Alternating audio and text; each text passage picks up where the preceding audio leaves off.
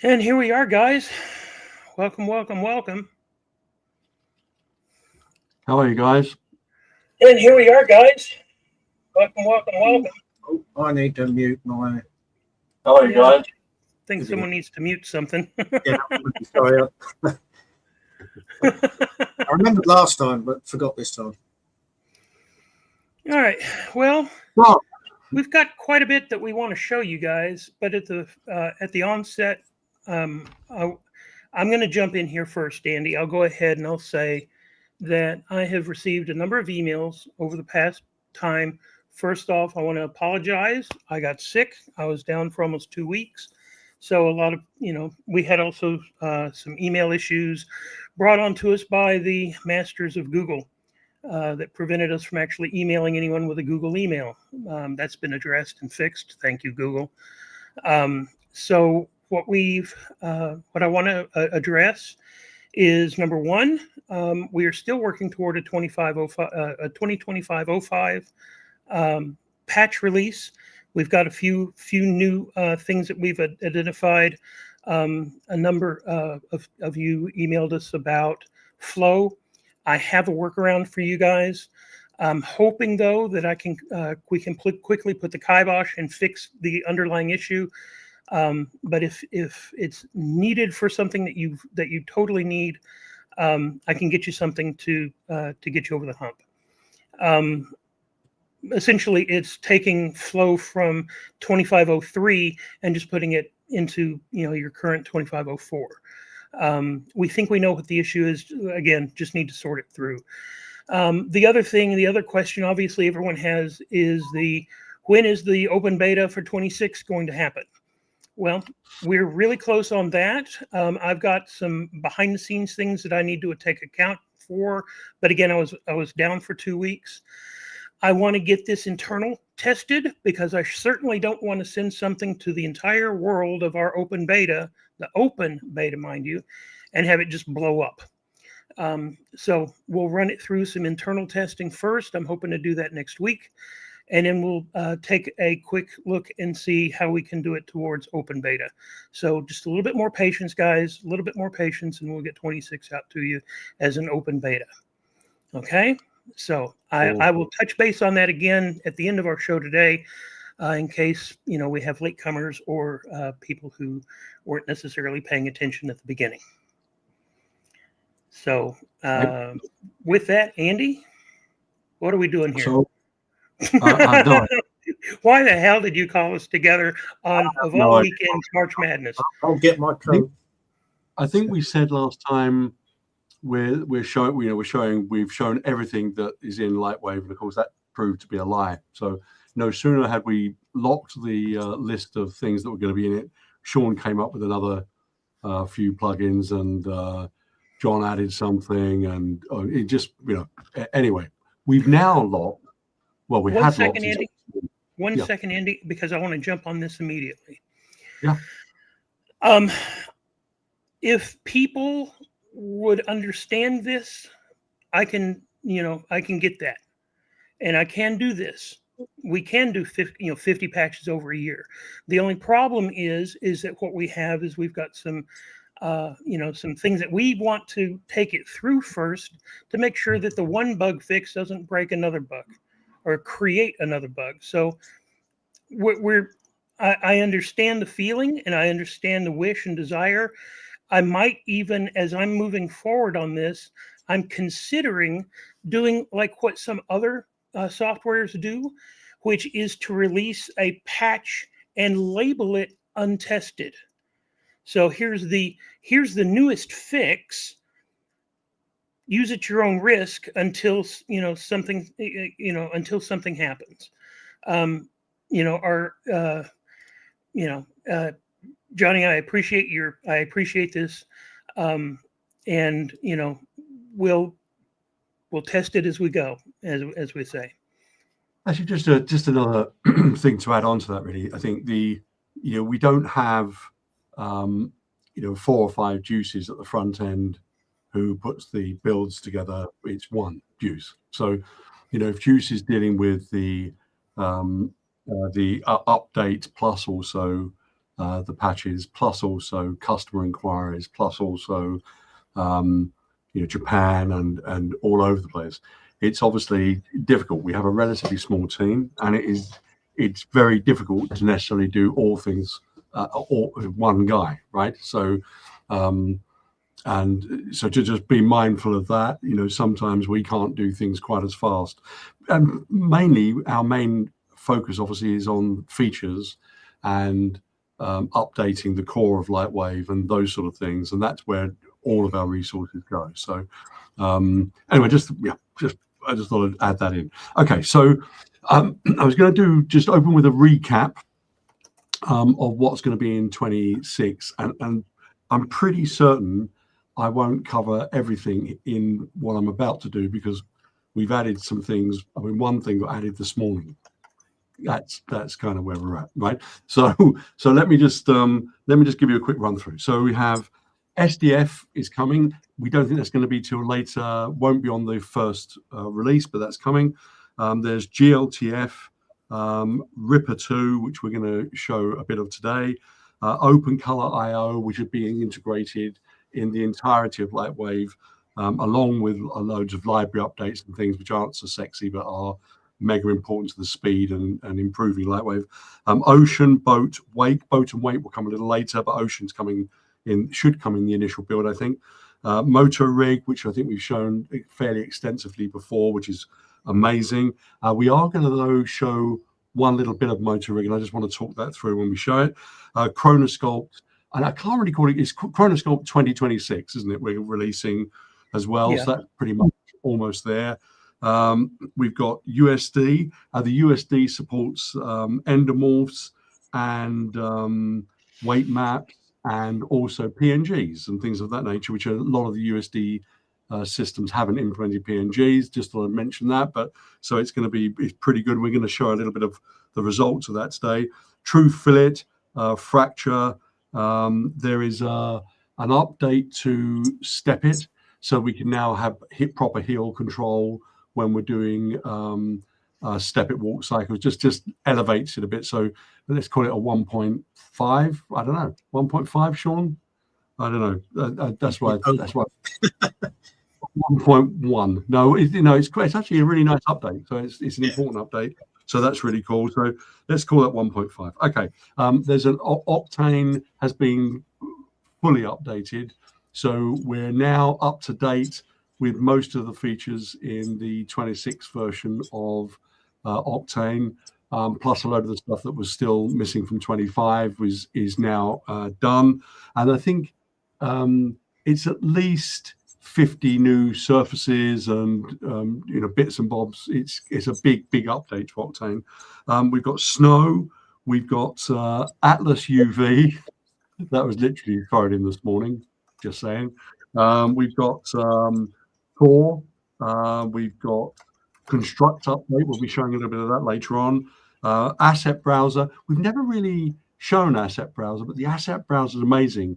So it gives you the ability to play back frame sequences. It gives you the ability to rename those sequences. It really is very, very good. In fact, I think you can even resize assets, can't you? I think in it. But anyway, it's an amazing tool, which I'm not sure whether we're launching it from Lightwave or a separate little plugin. I'm not sure. But anyway, with that's coming.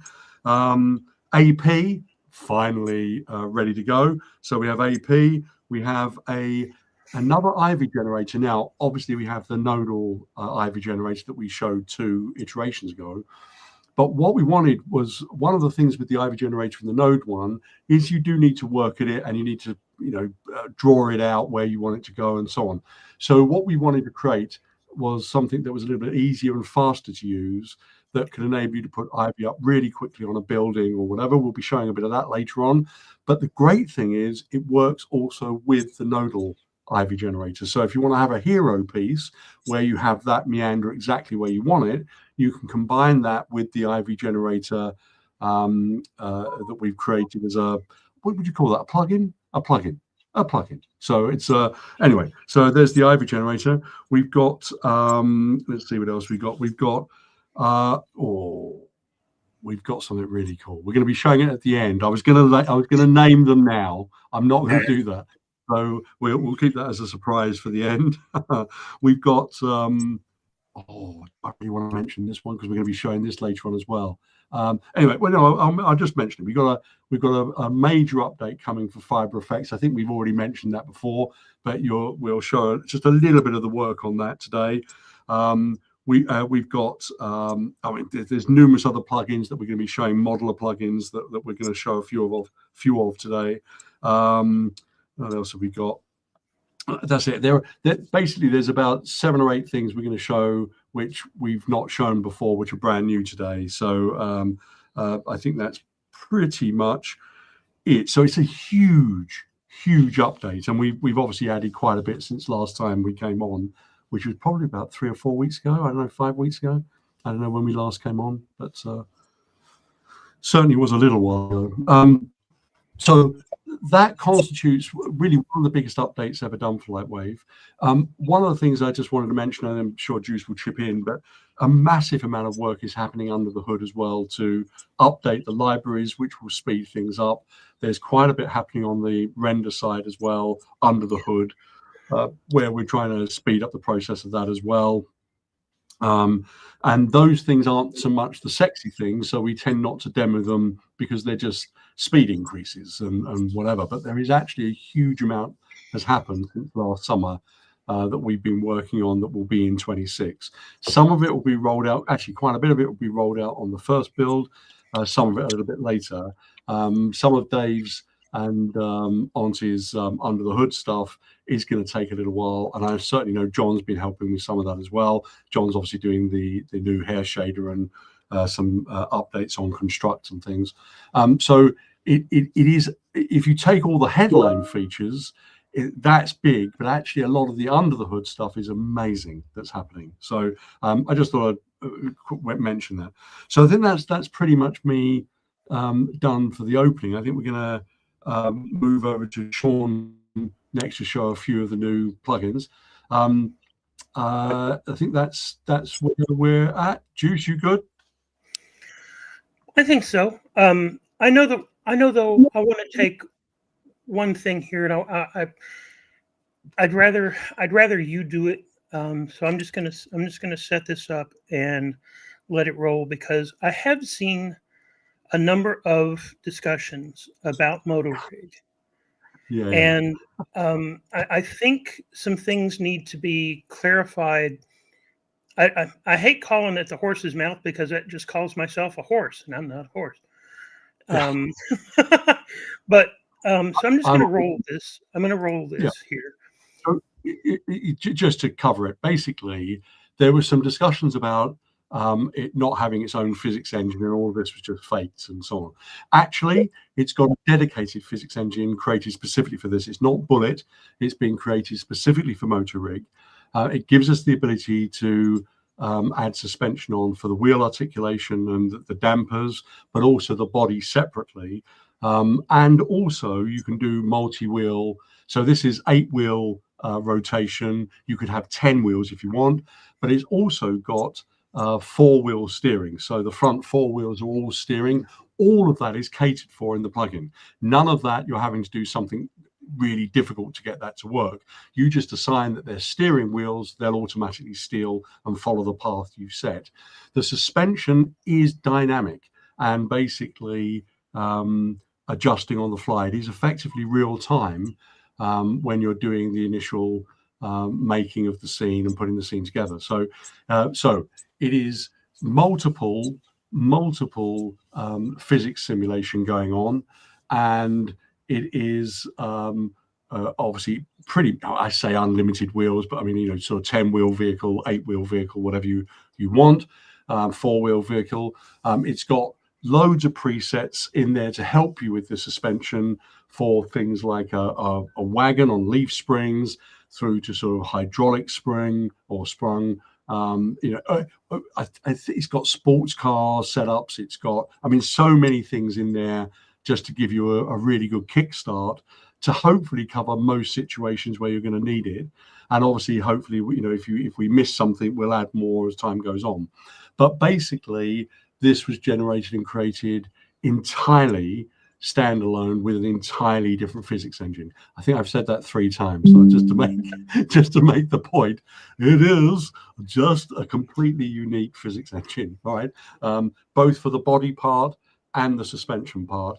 It is real time, and it is entirely mixing those two dynamics of the wheels and so on. Another thing you can do, there's a null control at the back which places it at the back of the vehicle. So if you want to do a slide on a 2, you wouldn't get that so much with an 8-wheel vehicle, but with a 4-wheel vehicle, you might want to kick out the back around a bend or something. It can do that.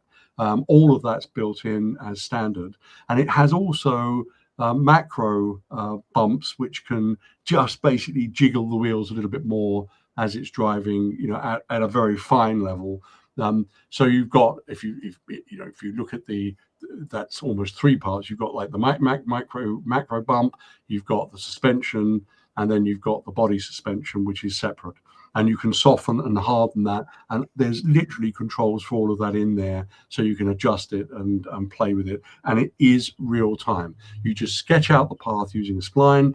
Again, all of that's built in, tells you how to do it. There's a great tutorial video we just put together walking you through it, and effectively then the vehicle will follow that path, and you can speed it up, slow it down, stop it. It will dynamically react to that on the fly as you do it. Have I made the point? I think you have. I think you have. And as just a real quick thing here, Mark, this is what we kind of touched on a little bit. This is one of those bits in which, look, you know, how do you demo it's more stable? You know, I mean, you know, that's kind of what we're talking about here. But I do want to point out that one of the things that the team is doing is they are going through and they are finding all of the different libraries that might have been because of the acquisition of an old plugin. Maybe it was the rework of another issue or another thing. So now all of a sudden what we find we have 5 libraries that are the same library, but 5 different versions. So what we're doing is we're going through everywhere and we're making everything use the same libraries. We're reducing that overhead. We're reducing all this extra stuff. And as a consequence, that is work on stability, because it does make it easier for us to upgrade and update one library, and it upgrades everything that is being used. And that, as a consequence, is one of the things that what we're finding out, which I believe I'm guessing right. Don't hold me to it. But I believe that's one of the things that happened with Flow, is that we went through and we updated a number of libraries that were all the same, but because Flow actually was plugged into a different version, it just needs to find those other, the proper hookups that changed because the library updated. So, you know, it's a number of things, it's a number of bits that, trust me, we're working on the stability. We really are, because it's paramount. I mean, you can't not use a tool if you feel like you're walking on eggshells. Yeah, I mean, just to specifically, I mean, Mark obviously heavily uses the geonodes, and the geonodes, again, maybe what we should try to do is, I think, get a direct line with Mark so that we can update some of those specific things. I mean, I obviously animate in Lightwave every day and have very few stability problems, but I'm not using the geonodes very much. So it's a different thing, I suppose. But as Juice has just said, I mean, obviously, as we, with Lightwave, large portions of it, obviously, when we started being so old, there was a massive amount for us to go through and update the libraries, and some of those libraries are 15-year-old libraries. So, and plus. And so you on the one hand, everybody wants it to become faster, better, blah, blah, blah, blah, which means you need to update those things. And unfortunately, when you do that, there's going to be knock-on consequences, and there will be until we get that completely done. So, we may squash one, but we'll create another because we changed the library and updated the library. So, it's by consequence of the very fact that we're heavily updating it, it's going to have knock-on effects. for what it's worth. I know that's not really a good consolation, but it's because we're updating, those things happen. Anyway, we're really getting under the hood. We're trying to get everywhere that we can, and as Kelly here pointed out just now, Lightwave turns 36 years old in June. So I mean, yeah, there we go. Exactly. So there you go. Yeah, I didn't know that. 36, blimey. Right. So we ought to do something in June, don't you think? well, we already do. We celebrate my birthday. Oh yeah. Yeah, that's the one. Yeah, okay. Okay. So All right, sure. so I think Sean might have some stuff to show. Yep. Here we go. Let's see what So first batch, basically. Yeah. trying to figure out here. Okay, so I know how to put Andy up front, so we'll just do it this way. Maybe that'll work. I can't remember how I share my screen. There we go. That's the You know, one. what you do is down at the bottom, you've got presenter. Look at present, I think, at the bottom. Yeah.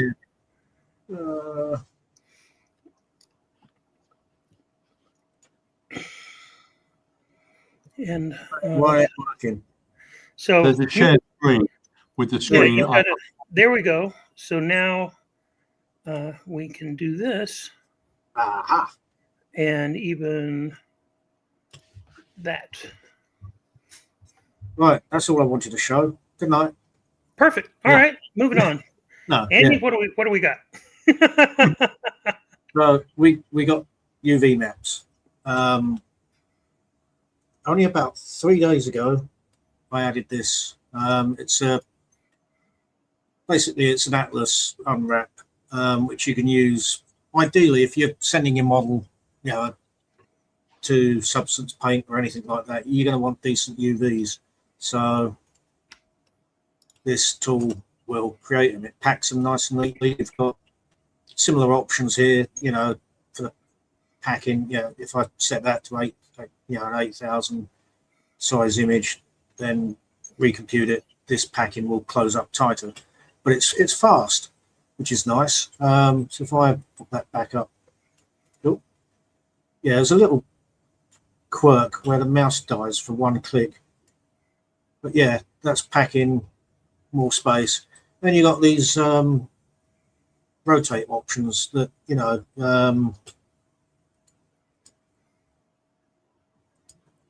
which you probably don't want. I was going to actually have that the other way round, but I forgot. But yeah, you can rotate the axis and it'll keep everything rotated nice and neatly.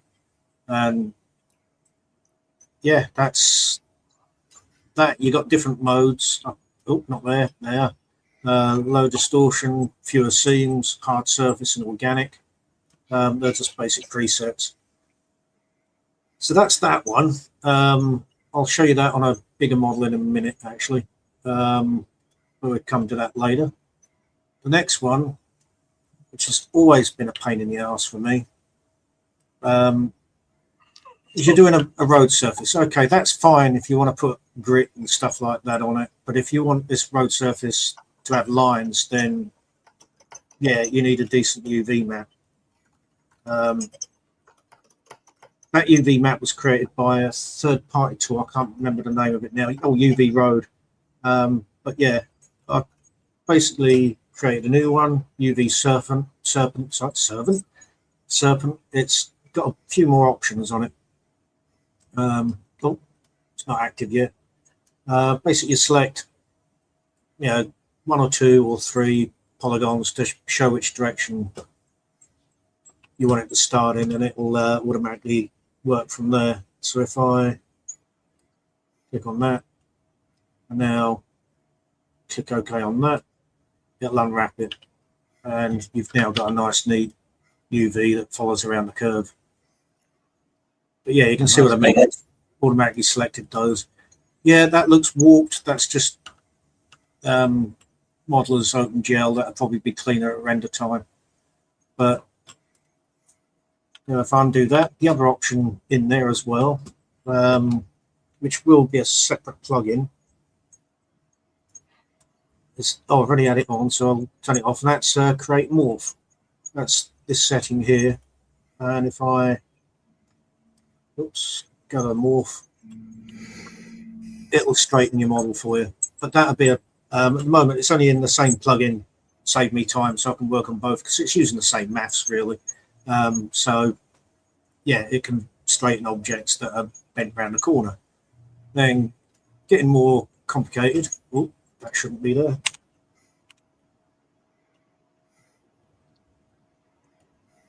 We got basically tube shape. The way this works is pretty much the same. You know, select 2 polygons, run the tool, and it'll automatically tile and unwrap in a tube. So, yeah, in fact, I'll undo that. Go back here. As you can see, that's quite tight together. So if we make that 5, that'll make these a bit bigger. There's also equal segments. If I turn that off, these will actually be based on the tightness there. So if I click OK on that, as you can see, that one's now smaller and they vary in size. And that's, yeah, based on the size of the curve. And also, again, when I go to the morphs, it's straighten the tube for you. And just to show you that that works on bigger models, oops, got this one here. Oh, at the moment there is a small bug I've still got to fix. End caps, delete them, otherwise it just goes a bit nutty. But again, select the first 2 polygons, run serpent, and boom, it's created a morph which is nice and straight. And UVs, and also let's get rid of the morph action. It'll try to space the UVs correctly based on you know, the polygon sizes as well, so you get nice tiles, even though that section, which I didn't zoom to, there, come here, is stretched. Yeah, that's great. So yeah, that one's an absolute nightmare to get right. But yeah, that one was fun. Once it was working, I was over the moon. But yeah, another tool. Actually, start with a new object. Something that's always annoyed me. Speaking of bending, that's probably way too much. You guys are probably familiar with the bend tool. Say, for example, you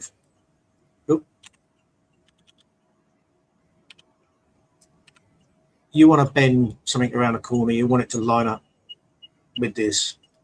Right, well, the bend tool is an absolute nightmare to use for that. So what I've done, I can never find it. We need color on this.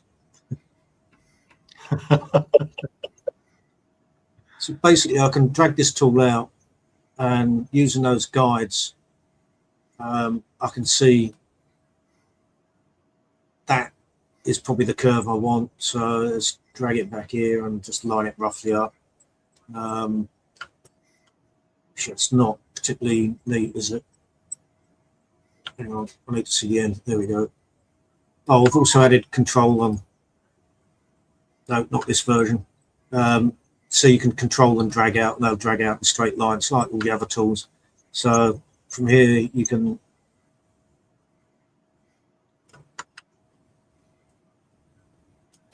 This is why I don't like this tool. It doesn't always play nice. Here we go. Actually. Oh. There we go. And as you can see, yeah, I didn't give it enough headroom, did I? But you can see that the, yeah, you can, you know, these paths are the predicted curves. So if I undo that, yeah, that's, isn't it? I didn't. Oh, come here. Yeah, I want that right on the end there. And it's playing up again. Oh. Yeah, I'm looking into trying to fix that side, but that'll come later. Oh my god. It doesn't matter, don't worry. Was it- It's big I was actually trying to bend it in the wrong view. That was my own fault. But yeah, you can see that handle shows you that's going to bend at that angle. So, you know, that'll be helpful. It's a horrible tool to use, but it's a little better. I need to work on the locking as well. So that's one thing.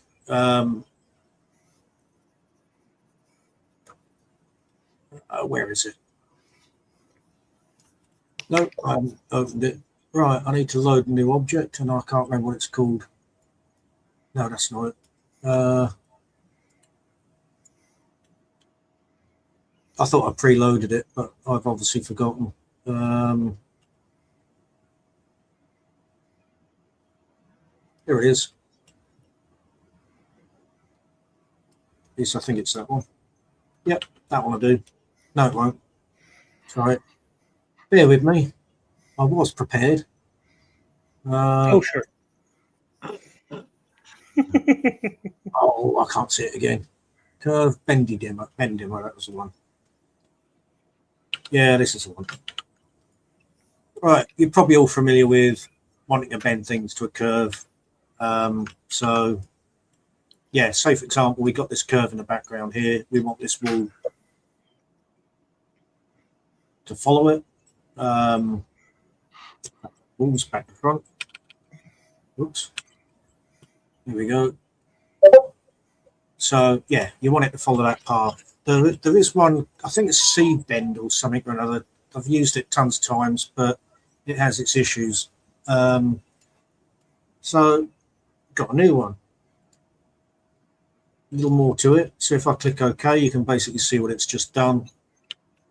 It has matched that model to the curve. Now, this is where mine becomes a bit more different. If you put, say, -1 in here, it'll basically create copies. So if I click OK now, it'll bend and it'll literally just keep cloning and follow that path. So you know, right to the end. You can also, yeah, say how many copies you want. You know, you might only want 5, and that will follow the path. But you might also want to scale it to fit that length. So click OK on that, and it will stretch it. That's going to look pretty ugly, but it does the job. Right, C-bend couldn't do this.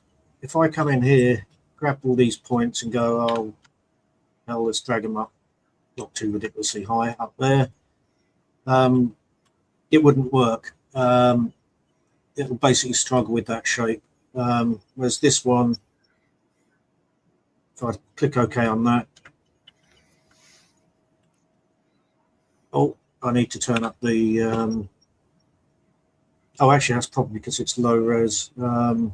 turn off the stretch. Yeah. So if I put that up to 8, it's 7, well, 7 would do. Oh, yeah, it's just because it. Oh, I'm still stretching, aren't I? Thank you. So, yeah. No scaling, -1.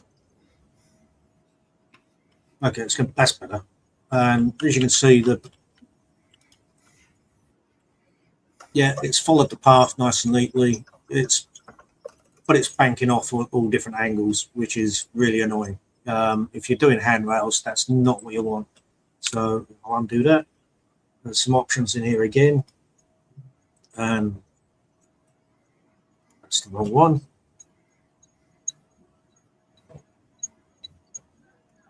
Why is that disabled? Well, that's weird. Oh yeah, there you go. And click OK on that. and now it'll keep the uprights upright. So it's ideal for doing handrails and stuff where you want everything facing upwards. I think that's clear enough. See what I mean? All the verticals stay vertical. So let's undo that, and I can't remember where the next path is. No, and I did have another demo actually, but I can't find the model. Anyway, that's that. Another tool which I may as well show now. Got this ridiculously high-res model, and this tool I'm about to show is actually for the Ivy generator, the static. Sorry, Thor. You really need a low-res model now. But if I want to grow ivy all over this, that's just going to slow the plugin down because that's a lot of polygon to deal with.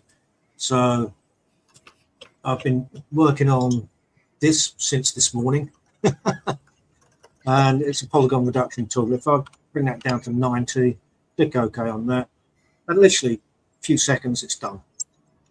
Well, not in fact, that was less than a second, wasn't it? It's very quick. That's probably still a little too high res for the Ivy generator, so you can run it again. This time, let's do it 80%. And you can see that how quick that was. It's just done.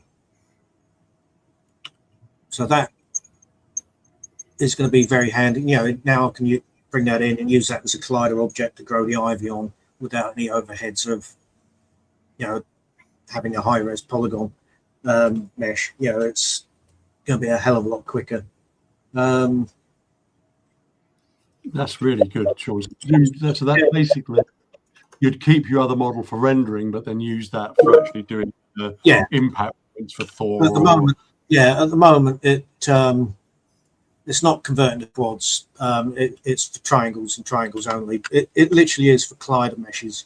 You don't want to use quads for collider meshes because you're going to get non-planar polygons, which can cause collision errors. So everything really needs to be tripled. So this was absolutely perfect for colliders. So yeah, that's those bits. That's the love I've given Modeler this week. Actually, it's been longer than a week on some of those, but Well, that one we literally heard about this morning. I mean, that was after what? It was, when did we meet? It was about 2 o'clock, somewhere around there, and it was finished an hour after that. It surprised me how quick and easy that was to set up. I mean, it's using a library, so yeah, it weren't overcomplicated to fix. No, that's fantastic. So should we give you a little break to get ready for the next section? Yep, hide me. So what we're going to do next, we're going to talk through Ripper 2 and AP. So we've basically created a bunch of videos because there's so much to show. It would take an hour on its own just to go through all the features. So we put together some videos showing some of those new features, and I'm going to talk through some of those new features. It may not correspond to the exact feature you're seeing on the screen, but AP, just to answer some basic questions, AP obviously works standalone with Lightwave, but also works with Ripper. And obviously Ripper is now, we're making it significantly more compatible with the rest of Lightwave to make it easier to use. And we've made it significantly faster, and it's got loads and loads of new features in it. So it's a major update to it. So it also refreshes when you're just moving stuff around. It's instantaneous virtually. So I would, anyway, we'll just start showing the video. So Juice, do you want to call up the first of those? I'll start going through the features of Ripper first, and then I'll do AP. So, all right. So you want to start with the multiple viewports? Yeah, so that's one of the things it's got is the ability to do multiple viewports, and obviously it also can use meshes to do lighting, and all those sort of things. So let me just talk you through some of the new features. So basically, mesh-based area lighting. So you can use any shape to illuminate your scene. You'll see in there is an illuminated poly, which is basically illuminating the scene. So it's got that in there. It's got full normal map integration. So that was something we were lacking before, but the normal map integration will obviously help massively in terms of the geometry, viewing and detail of the viewing of the geometry. We're using AI powered temporal denoising as standard now within the package. So that's part of the reason that's so super fast. We've got interactive material editing, so you can actually adjust materials on the fly in Ripper and see those adjustments taking place in real time. That's new. So obviously it fully supports BSDF and those sort of things. The overall architecture has been fully optimized and multi-threaded. So again, going to be significantly faster. Just to be clear on the BSDF, that's based on the Disney original principle for the BSDF, but obviously that's completely what Lightwave has. So, but it means when you're transferring stuff over into Lightwave from another package that's used BSDF, as long as they follow the protocols correctly, it will all load into Ripper straight away. So it's fantastic. So this obviously is an NVIDIA specific thing, so not for Mac people. So so it's using NVIDIA CPU, GPU, the RTX cores, and the CUDA 12 plus drivers.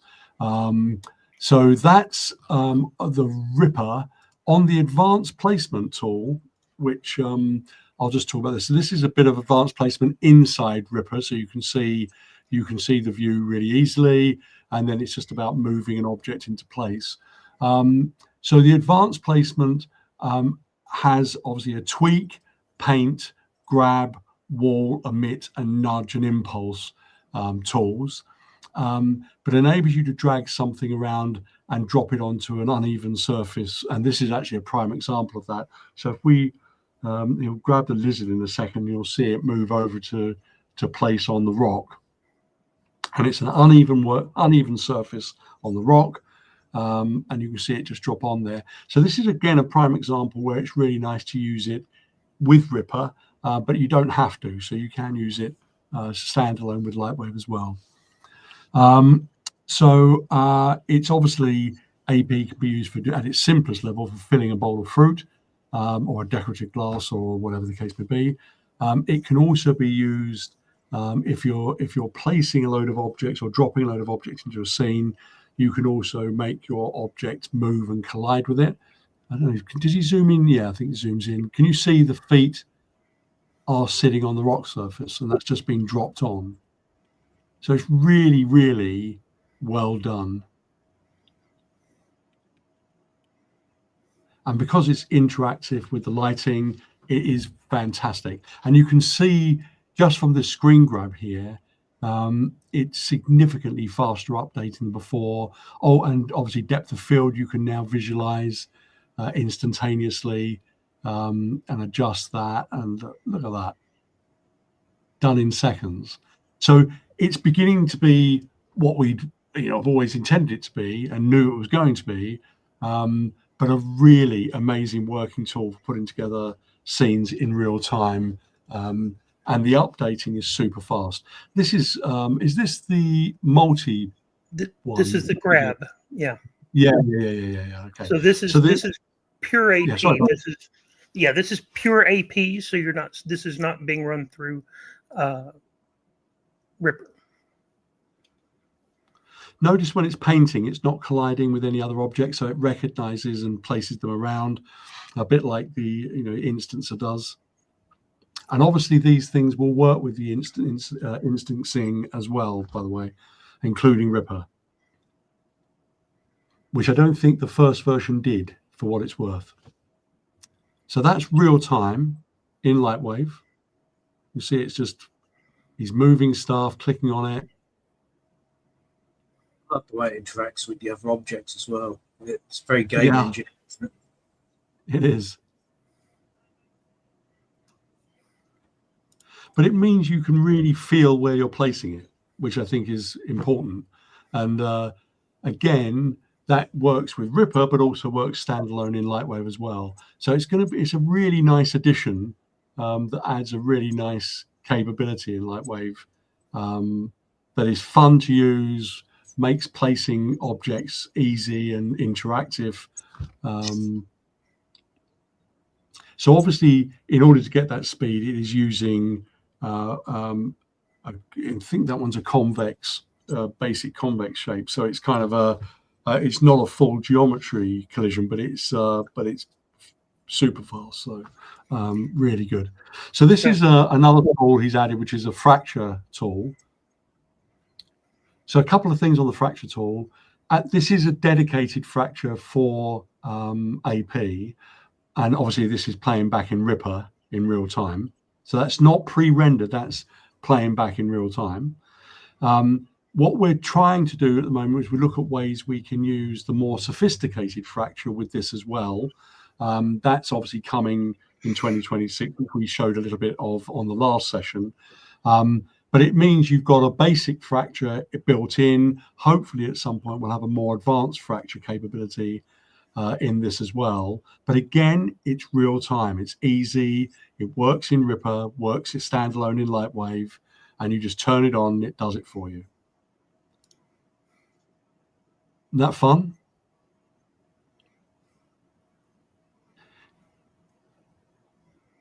Do you have the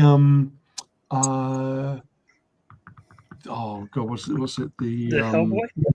Yeah, Hellboy one. That's quite good. There's a little bit more detailed breakup. Shows a little bit too of the setup. Yeah, which is nice. And you can see this is just a screen capture by Steve, and he's just sort of putting it together in real time. And this is not obviously in Ripper, but he does. I think at the end of the video he shows a bit in Ripper. As this happening in Ripper as well. So obviously, if you're doing it in Ripper, you're going to get the benefit of the shading, the lighting, HDR lighting, and area lights. Or but look at that again. Super fast, really stable, and of course that will work with Ripper as well. So now he's playing back the baked fracture. Oh, okay. There we go. Yeah, this is actually VPR, not Ripper. Oh, yeah. Good point. But again, fast. Cool. So I think that's it. Have we shown all the features on the videos? I wasn't paying much attention because I was reading. For those, yes. So it is again major update. So you've got obviously much more compatibility with Lightwave. So BSDF will just work. You can adjust the surfaces in Ripper. You've got the AP added in as well, both of which are major. But really what happens now with Ripper 2 is it's getting much easier to use, substantially faster to use, and works with standard features. A lot of work has gone into that with the fracture. Putting the area lights in took a while because that's quite a tough one to do. I say area lights, it's polygonal based lighting, but does the same effect. So that's really good. And also the anti-aliasing has been upped significantly from the first build. So it's and it was fast in the first build. In fact, when we showed it the first time, it was faster than anything else on the market, and it's now substantially faster again. So I just thought wanted you to see that. That will be. I'm not. Is that pretty much ready to put in the beta or the out of the beta build, Juice? I don't know. What do you think? Well, this pretty much everything we're showing is 2026. Yeah. So it should be within the first build. I mean, AP certainly the AP should be. I think anyway. We're close. So kind of I thought you'd like to see where that was at, but it's all now in there. It's all now working. It's fantastic. So good. So what are we on? What's the next bit? We've got that will be Sean. Yeah, that will be Sean. Okay. Yeah, In? Sean. Oh. Yeah, do you want to cue the snow video?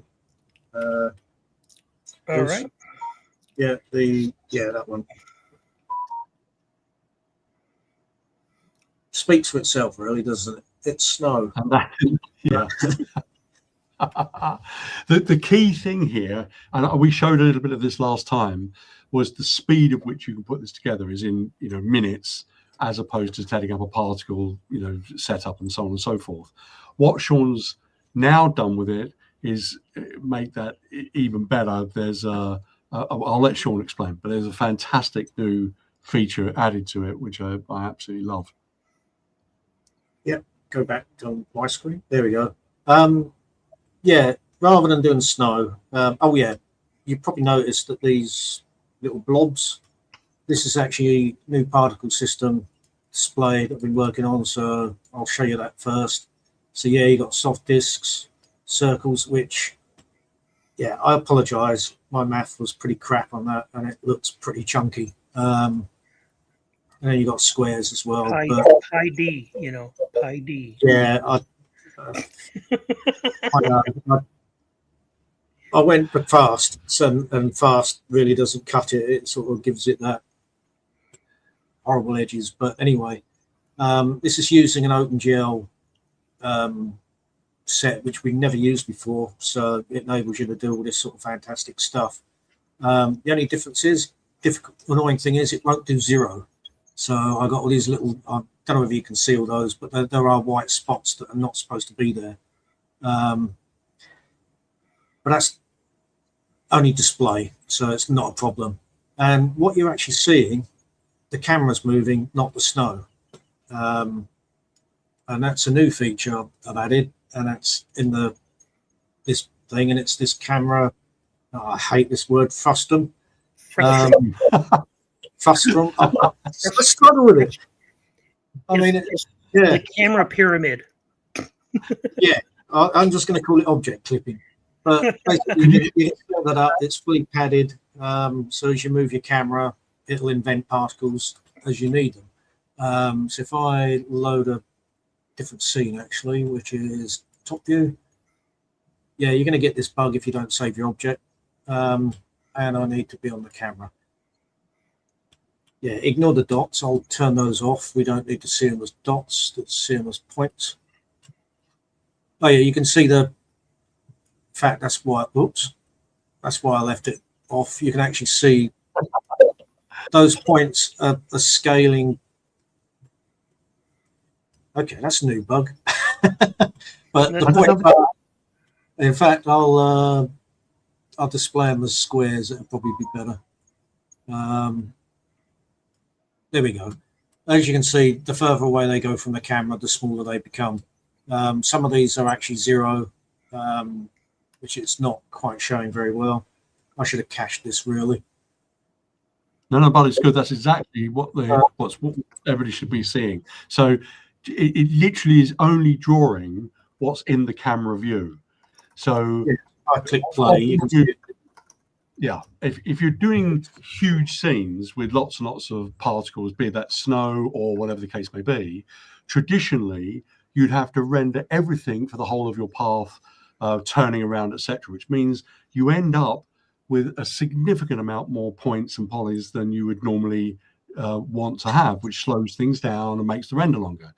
By using the frustum method, it's only putting into view what is needed for the camera. That's it. So it makes it highly optimized. And if you look at it, slightly wider than the angle, but it's drawing that and writing that as you move around. And it basically, when you see that through the camera, it's perfect. And, there we go. So yeah, you can do some fantastic start fills with that. Yeah, again, with this plugin, it's a work in progress. At the moment, it's multiple plugins, and you got this horrible interface where it opens on here. Yeah, like the some of the other tools, this will be controlled by a master plugin. So you'll have one interface that controls all of this, and including the particle display as well. So you can tinker with all this from one interface rather than jumping from plugin to plugin. So yeah, that's that. In fact, I'll probably show you actually the Ivy tool is actually a finished version with a master plugin, so I can actually show that. So if I let's start with the setup. There we go. So yeah, very simple. We don't need that anymore, but I'll leave it there anyway. So Ivy Master. This is actually a master plugin. So it's going to add plugins to wherever it's needed. So start off, I need to pick my Ivy null, which I've got set up there, or you can add a null, whichever. Collision mesh, which is why I needed that polygon reduction, and spawn points, which in this case have a lot of scattered points. Yeah, you can hardly see them. There's one there, a few all over the place. So anyway, you basically pick your models there, apply a generator. It has a little think, and as you can see, it's generated the Ivy untextured, which is boring, right? So I thought of that. Apply surfaces. Now, just show you here, no images. The images are actually embedded in the plugin. So you can click apply surfaces. Oh look, we got images on there. And if I open VPR,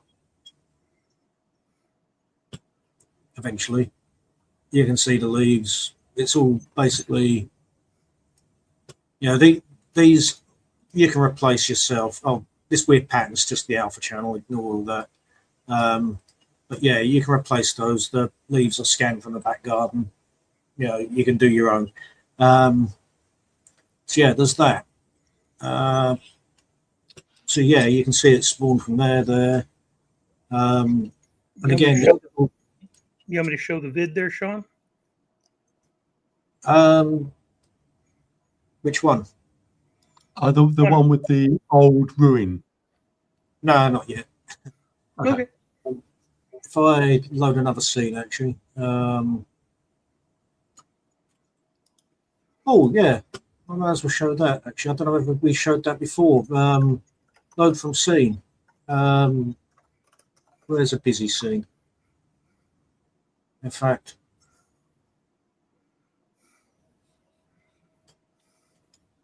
yeah, we've improved this.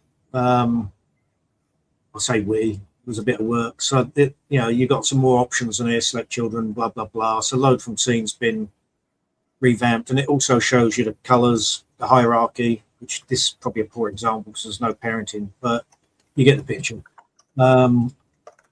Anyway, let's load a scene. And Ivy grown.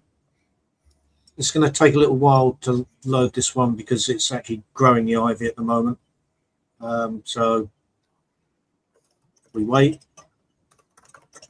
and we don't crash. And there we go. Reason why I'm pulling this one up is, oh, look, little pretty red flowers.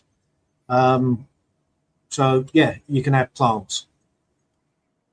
Now, the idea is you know, again, it's work in progress.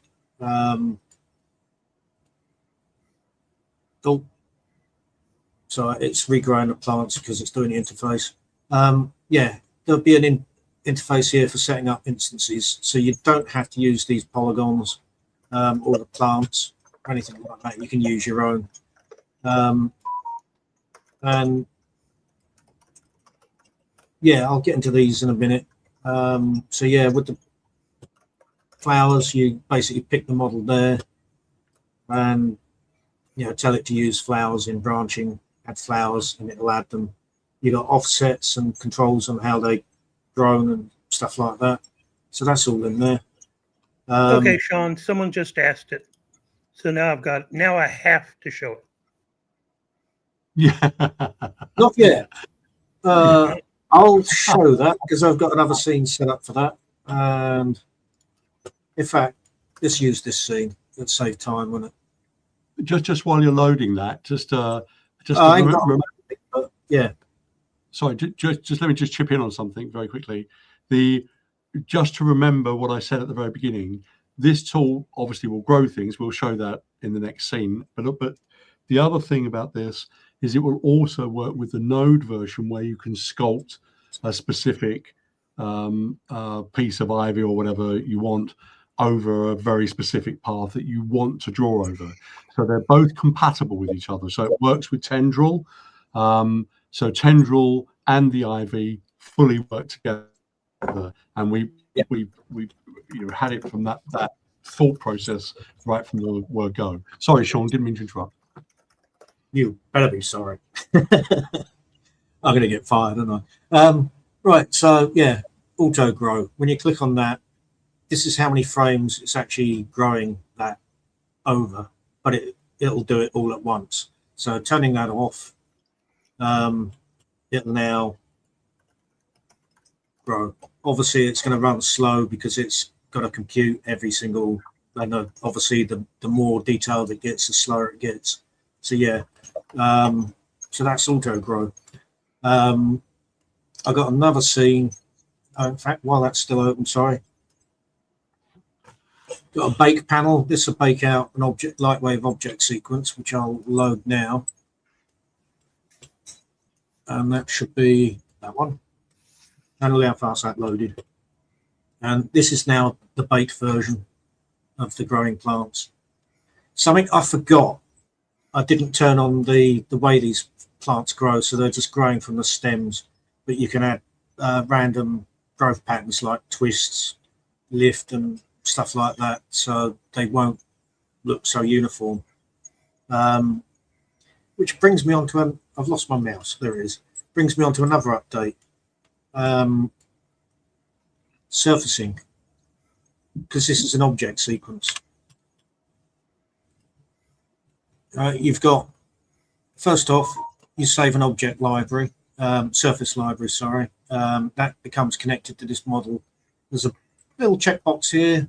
Every time you save the objects, it will save this library. So if I go in here, the surface editor, and sort of, yeah, let's pick on the branches actually. Just grab that, paste that, make that some bright, horrible color. I'll quickly copy that because when I change frames, it's gone. Yeah, usual behavior with object sequences. But now if I paste that and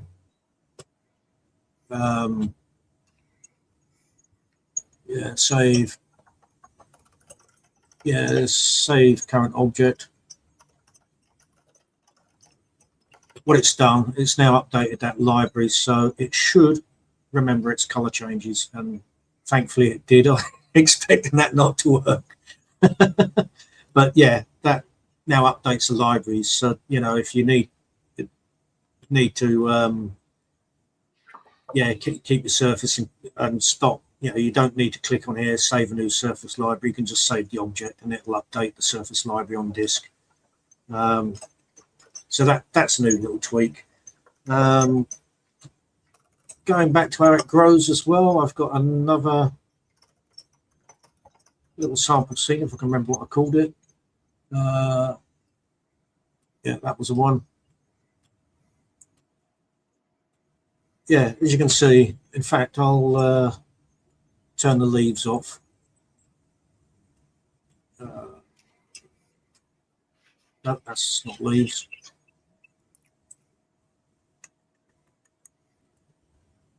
Oh, I can't remember my own plugin. It's bad, isn't it? That's roots, branch, leaf probability. That really needs to be somewhere that sticks out. Okay, so you can now see just the vines and all that stuff.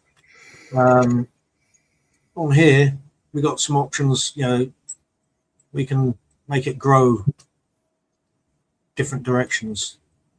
So you can, it is back to front. I will admit that. So that's leaning over to this way, and the negative value will lean over the other way. You might want it to start growing up halfway through. So if I set that to 50, and oh no, not yet. It's the wrong one. So that one, it needs a slider, doesn't it? Set that to 0.5. Basically, that's a fall off. So you can, after a certain distance, it'll start growing back upright again. Obviously, the lower the value, the more upright they become. The other one, spread. And this one will do nothing until you turn this one off. So I need to swap these around so the strength is at the top. But that will actually start spreading it horizontally. So you can see it branching off to the sides like that. So yeah, I've tried to think there's many ways of growing this ivy. The other one, back on here, you got roots as well. They need a surface, so we go back to setup. Main, tie surface, and they're done.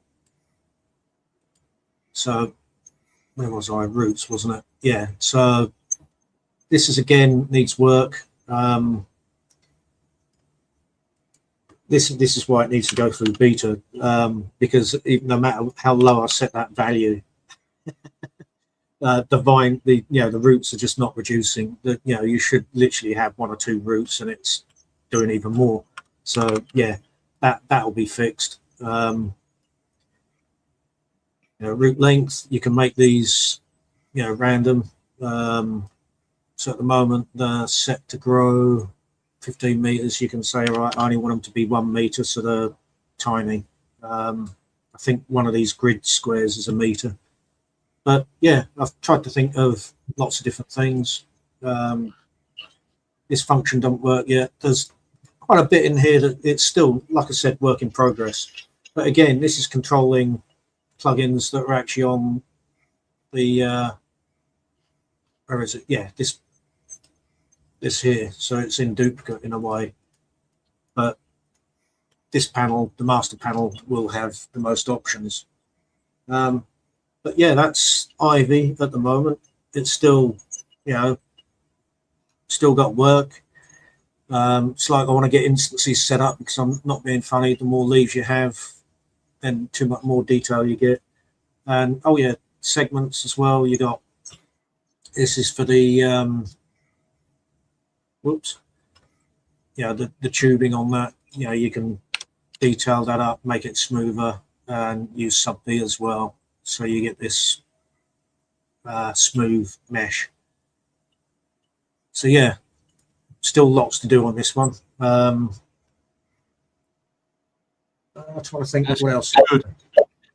Yeah, it's been fun doing this one, to be honest. Can I just mention again, just because I've seen a couple of mentions after I mentioned it at the beginning, just to be clear, Tendril works with this. So the idea of this is to do have it auto do it, and you can directionalize it and so on. But if you want a hero one, you can use Tendril and draw the spline exactly where you want it, whilst using this as well. So you can have both versions in operation at the same time.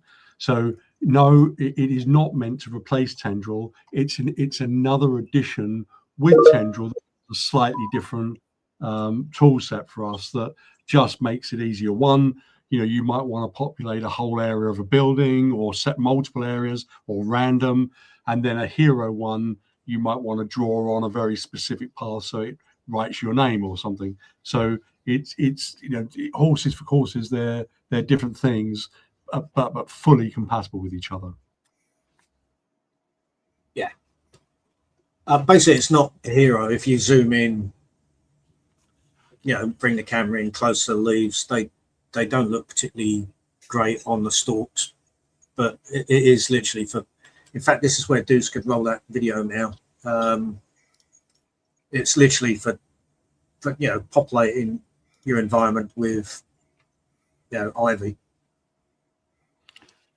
Yeah, and by the way, it does still look extremely good. What Sean's talking about is some of the fine detail. If you get very close, probably better then to use the tendril, because you can control that fine detail a bit better. But for general shots and general work, this is the way to go. It's super quick, super fast, looks great.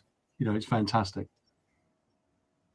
Yeah, incidentally, that's not actually growing on that model. If you give it a high res model with, you know, because that's got ropes tied around all those beams and all that stuff, then yeah, the Ivy generator is just going to go nuts and probably lock up your machine. So yeah, you do need to create proxy objects, low res, which is why I wanted that polygon reduction tool as well, because that's going to help. You know, if you want it to grow over a statue with lots of detail, then you know you can run a polygon reduction. But the idea is that polygon reduction will be built in again into that master plugin, so you can click on your collision object and say build me a low res, and it'll add it to your scene. And when you save scene, the model's saved. So yeah, trying to think of everything. Right, the next, actually I'll just load the scene first. This might take a bit long. You want me to play the video? Why not?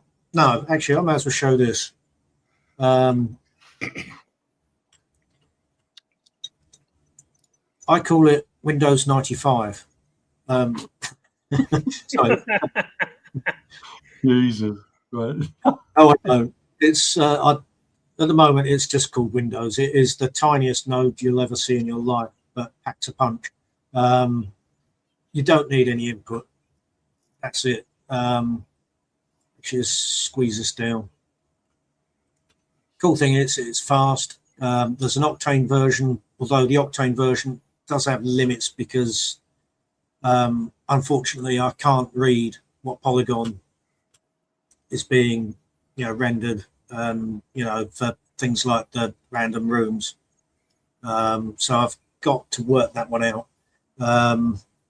It's also using OCL to drive it, obviously, because, you know, Octane's locked by Otoy. The only way you can,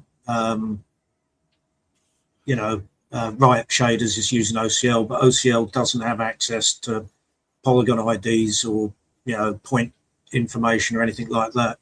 So, you know, the point information is vital for the aspect ratio on this. So, I mean, if you look at that room now, it's coming in at the wrong angle because it's a stretch polygon. Turn that on, it corrects.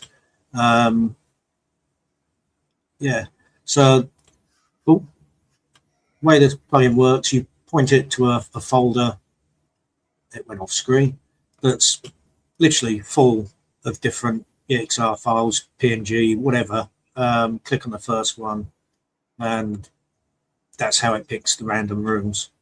Again, it's early days. In fact, I should scroll it just to show you it's working in parallax.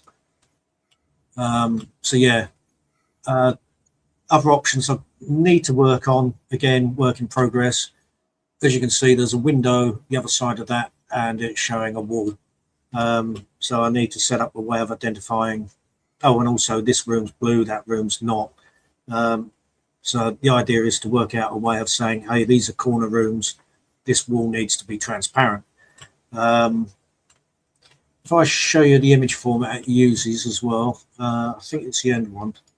It's basically little grid patterns, you know, 1, 2, 3, 4, 5, 6, 7, 8, 9. So curtains is on 1. So down here, enable curtains, you can pick your tile.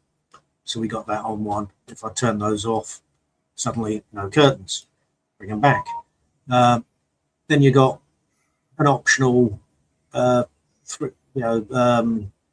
mid-ground layers. I mean, this one's unused at the moment. Most of those images, it's just blank. So, you know, this one I think's the people. No, that's the furniture. That one's the people, which you can see little people there, slightly squashed out of shape. But whoops.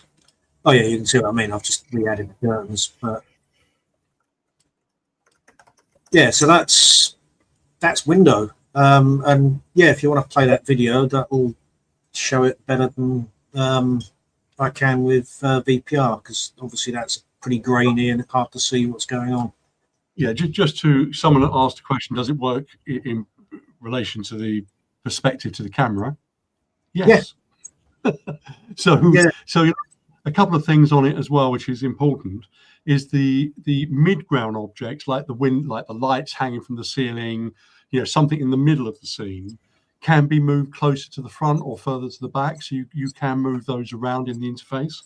So it gives you quite a lot of control about those sort of things, how to place those things. But you can see that's fully working with the perspective to the camera. So it means you can populate buildings, streets, whatever the case may be, very quickly. With the key thing is setting up your initial image. Sean, would it be possible to do you have one of those images you could just call up again and show that? Yeah. Okay. We can come back to that video because we're going to want to show that again afterwards. I just want to point this out. So those midpoints, if you see it up at image, what's that? 1, 2, 3, 4, 5, 6, 7, and 3 are midpoint images, right? So those images there, the interface allows you to move those forwards and backwards in the scene. So you could have the couple right up against the glass if you wanted to, or you could have them further back in the scene, or the light, boom, boom, boom, in a different position. So the reason I mention that is although they're flat and although it's actually rendering on a flat poly, it is effectively simulating the perspective from the camera in 3D space on a single flat poly, right? So it means that there's no, all you're doing there is building a poly in the window and replacing it with this. And it looks like there's massive geometry there when there's none. And for the majority of things where you're flying through and passing a building, it's going to easily give you what you want. Yeah, Sean, that's a great one to show. Could you move that a little bit for me? Sorry, but I didn't mean to jump in. Yeah, can you see how easy that is? So move them back. Hang on, let's get them a bit close. They're right up against the glass there. This is in meters, I think. So 1 meter away, we're back here.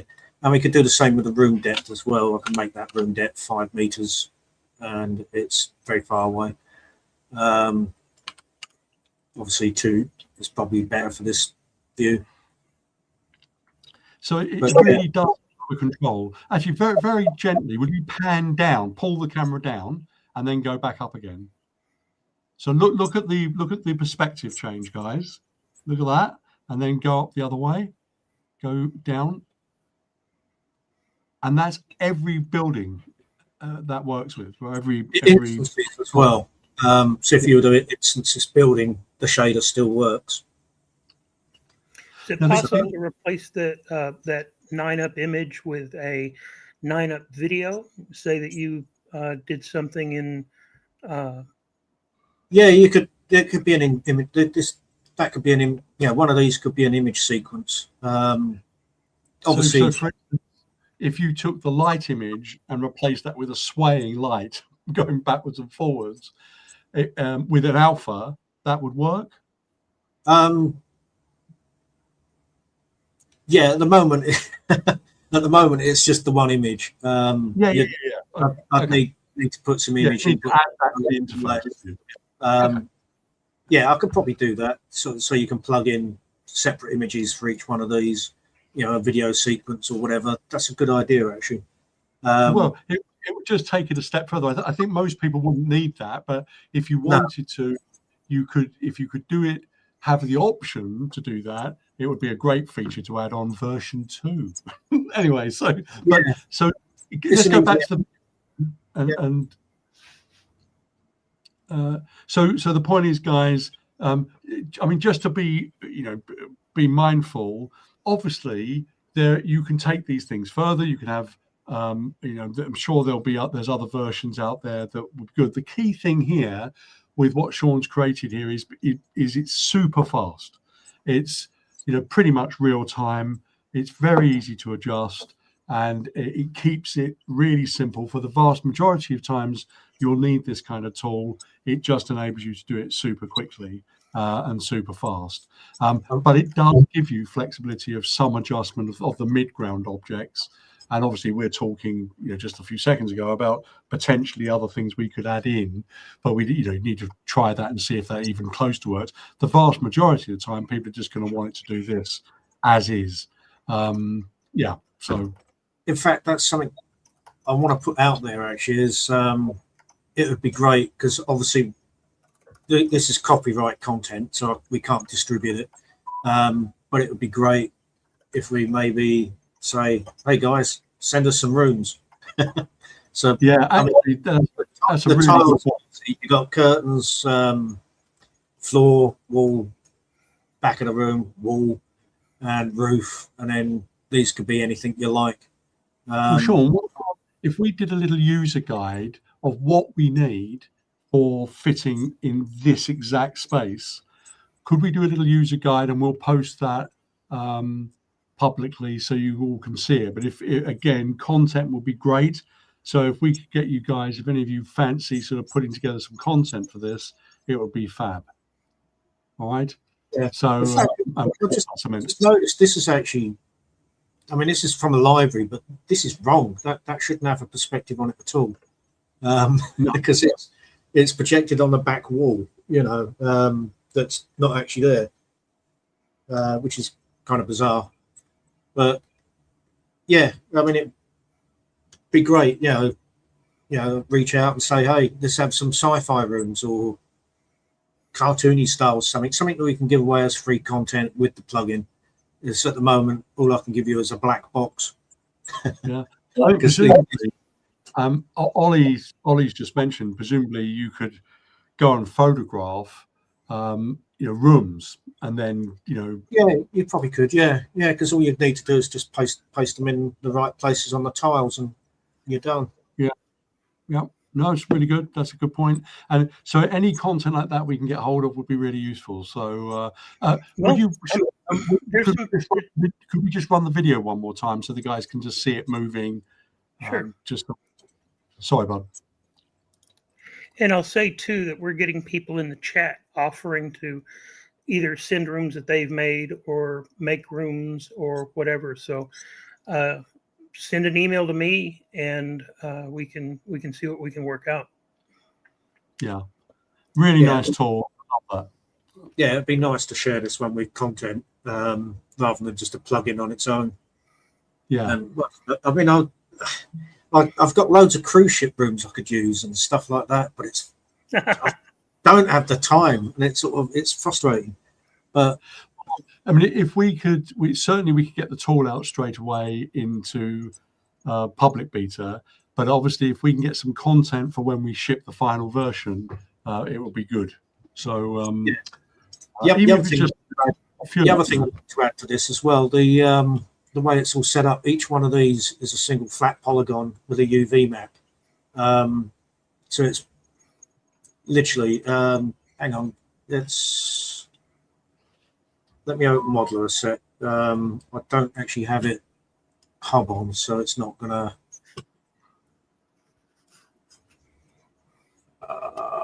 Windows. Yeah, so I need to create a new UV map tool that does exactly this. So, literally the idea is you select a group of polygons and it creates one UV map for all of them. What I'm going to do in a plugin as well for the corners, obviously, I wish there was a drawing tool, but if I was looking through this window, you'd want this window to be clear, and also when you look through this window, you want it to show the walls here. They're the same color room, same everything. So I'm going to try and work out a way of, if you put these on a set UV map, call it corner 1, it'll know it's a corner. So at the moment, everything's just called 00.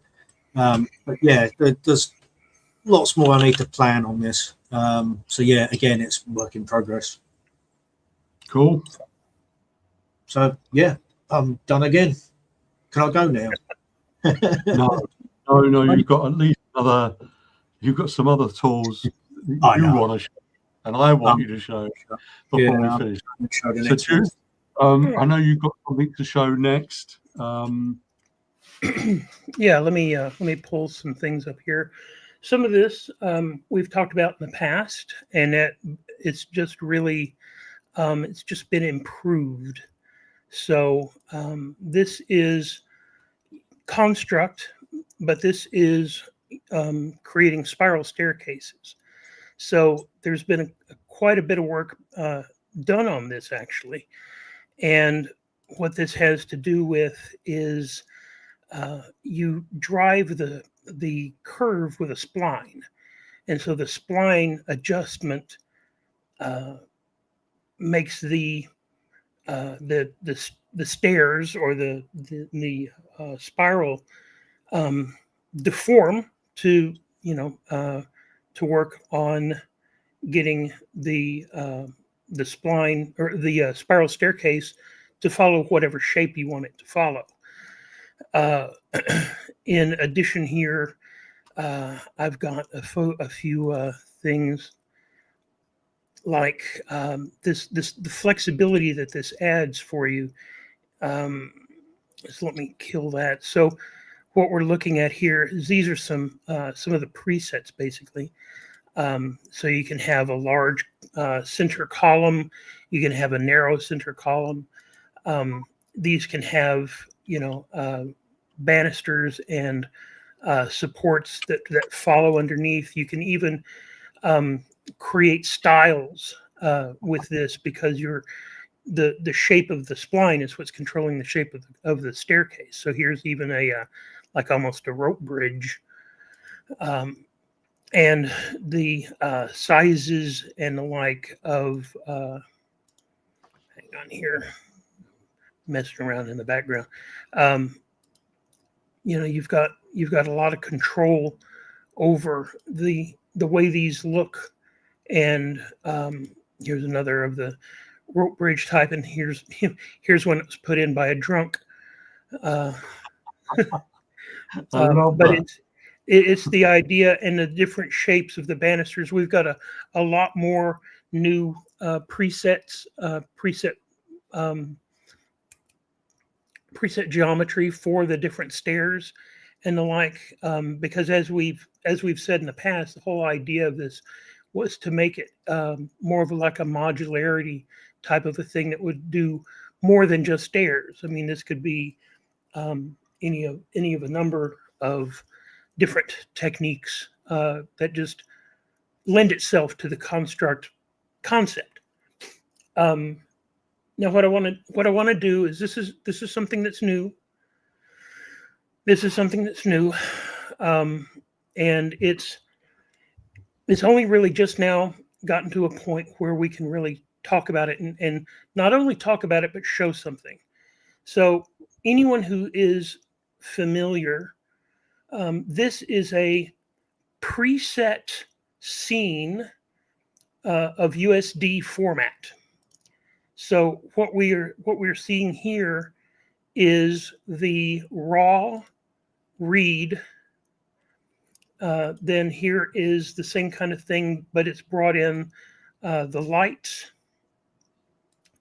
Here is the fully textured, fully colored, and finally a VPR render of a USD imported content.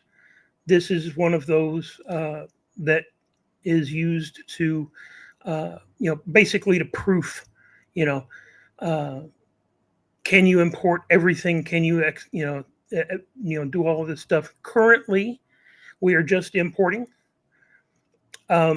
But I also wanted to show that blend shapes come in as morph groups, and they come in now organized, as well as bringing in bones Yeah, and actually, that's an old screen grab. That's not yeah, the nice one. and then including fingers. Yeah. So what we're talking about here, guys, is we're talking about the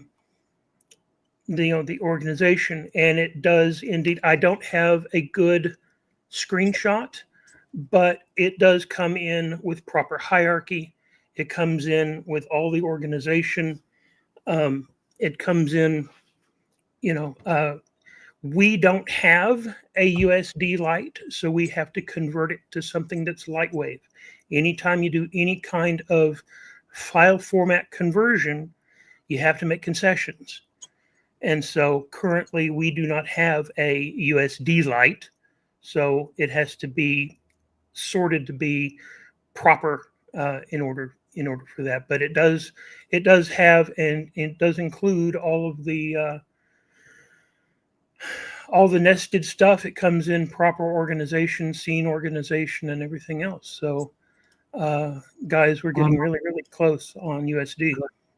And I think I'm right on thinking that can obviously have more features added over time, and but it's pretty dang good straight away. So, again, this is first shot. Yeah. This is first now I see here, does it allow use of other render engines? This is just the USD file import, guys. This is, this has nothing to do with that. And I've already answered that currently we only do import.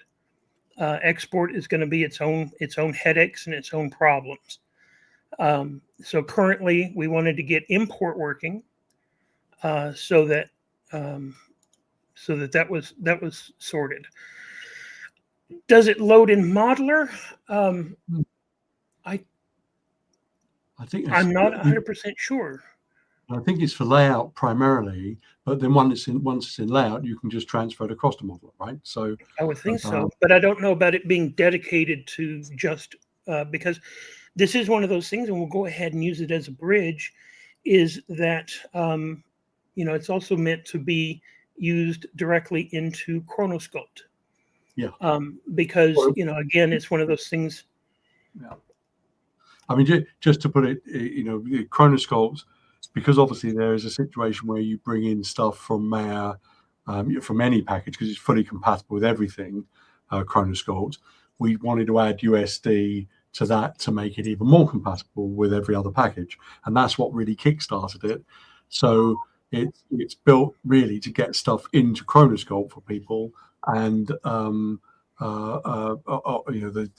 upside to that was then we could get it into Lightwave. So, but it's a fantastic first step. And of course, it's one of those things that started for layout, because that's the similarity to Chronosculpt. I would just need to find out if there's what the field. Now, of course, it's one of those things. What's the all told truth? Oh no, this is it. This is the only version we're ever getting. We're never improving on it from this point on. So get used to what we have right here, right now, and that's it. And to be fair, we've made a point of updating so many of the plugins that we've added over the last few years. So hopefully you're all used to that. We've updated, obviously, Turbulence a couple of times. We've updated most things as we've gone on. So USD won't be the end one. By the way, we've just updated Alembic, for instance, which is a kind of another universal system. So we've updated the Alembic, and several of the loaders and savers. So we are constantly reviewing those things, although we're looking to do a fairly big update on FBX at some point, I think. But anyway, good. And I will also say, out here in the open, that it is one of those things that when we are looking at doing something that has to do with a format, we obviously, or at least it should be obviously, that we look at how other packages import it. How do other packages handle it? Because someone may be used to how another package works it, and if they come to Lightwave and see it do it completely different, well, then it's going to feel like a bug, or it's going to feel like a bad thing to them.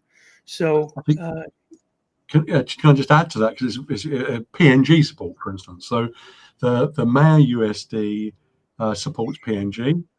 So we've added PNG support into the Lightwave one, so it brings those in. Ironically, I think Blender doesn't support PNG.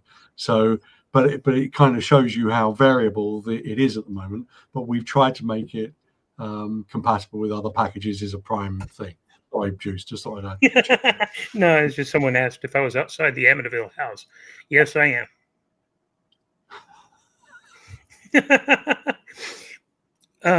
So one of the what did we update on the limbic?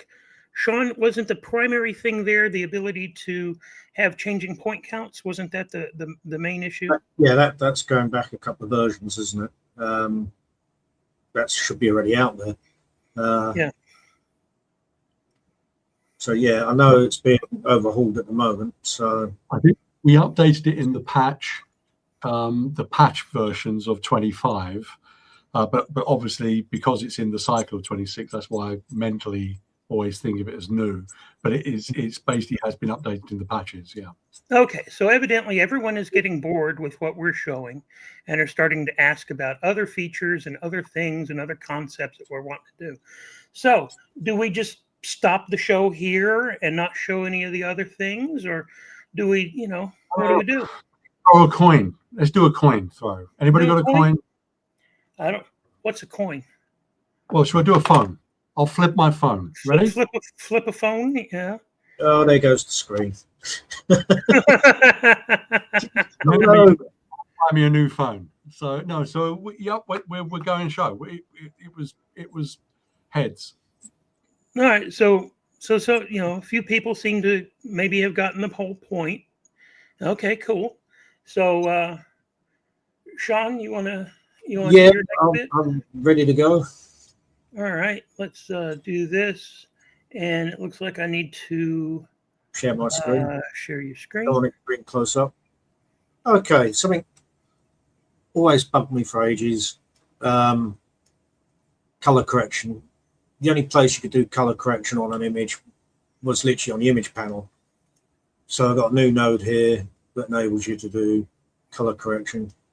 All envelopable. Again, this is work in progress. It's not all there yet. You've got contrast, brightness, blah, blah, blah.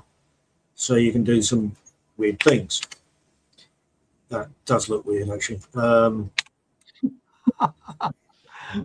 Yeah, so yeah, I still need to tinker with these because it's this one works into the value of 100, which is probably a little boring. I need a better interface. So, something like what you get in Photoshop where you can see the color adjust properly and click on a wheel or something, and yeah. So this is a work in progress, but it's going to happen. Clearly, because it's happening there. This one, you can blur the stuff. Basically, it's a blurring tool. Again, work in progress. That blur of 1.1 is very extreme, so I need to fix that. This was actually written for, as you probably notice, it says ocean. Nothing to do with phone, okay, but it's for the ocean. Just a quick chip in on the ocean. Part of the reason why to get the sea to look super more realistic, adding a slight blur does make a massive difference. So that's part of the reason. I just thought I'd mention that. Yeah, it's to do with some of the mapping, but this plugin is going to be renamed just Blur, and this will actually be built into the Ocean shader, which I will show a bit later. So yeah, you got different blur types: Gaussian, directional, spherical. Spherical's a 3D blur. Radial, that's a zoom blur, which I've yet to set up properly. So like, if you've imagine a center point, it will zoom. The blur gets more intense towards the edges. So that needs it's not on the UI. It'll have a radius, which we haven't got. Box, that's just a box blur. Ring. I've no idea actually what a ring blur is, but it's one of the blurs. And poison, no idea what that is. Anastrophic, no idea what that is either.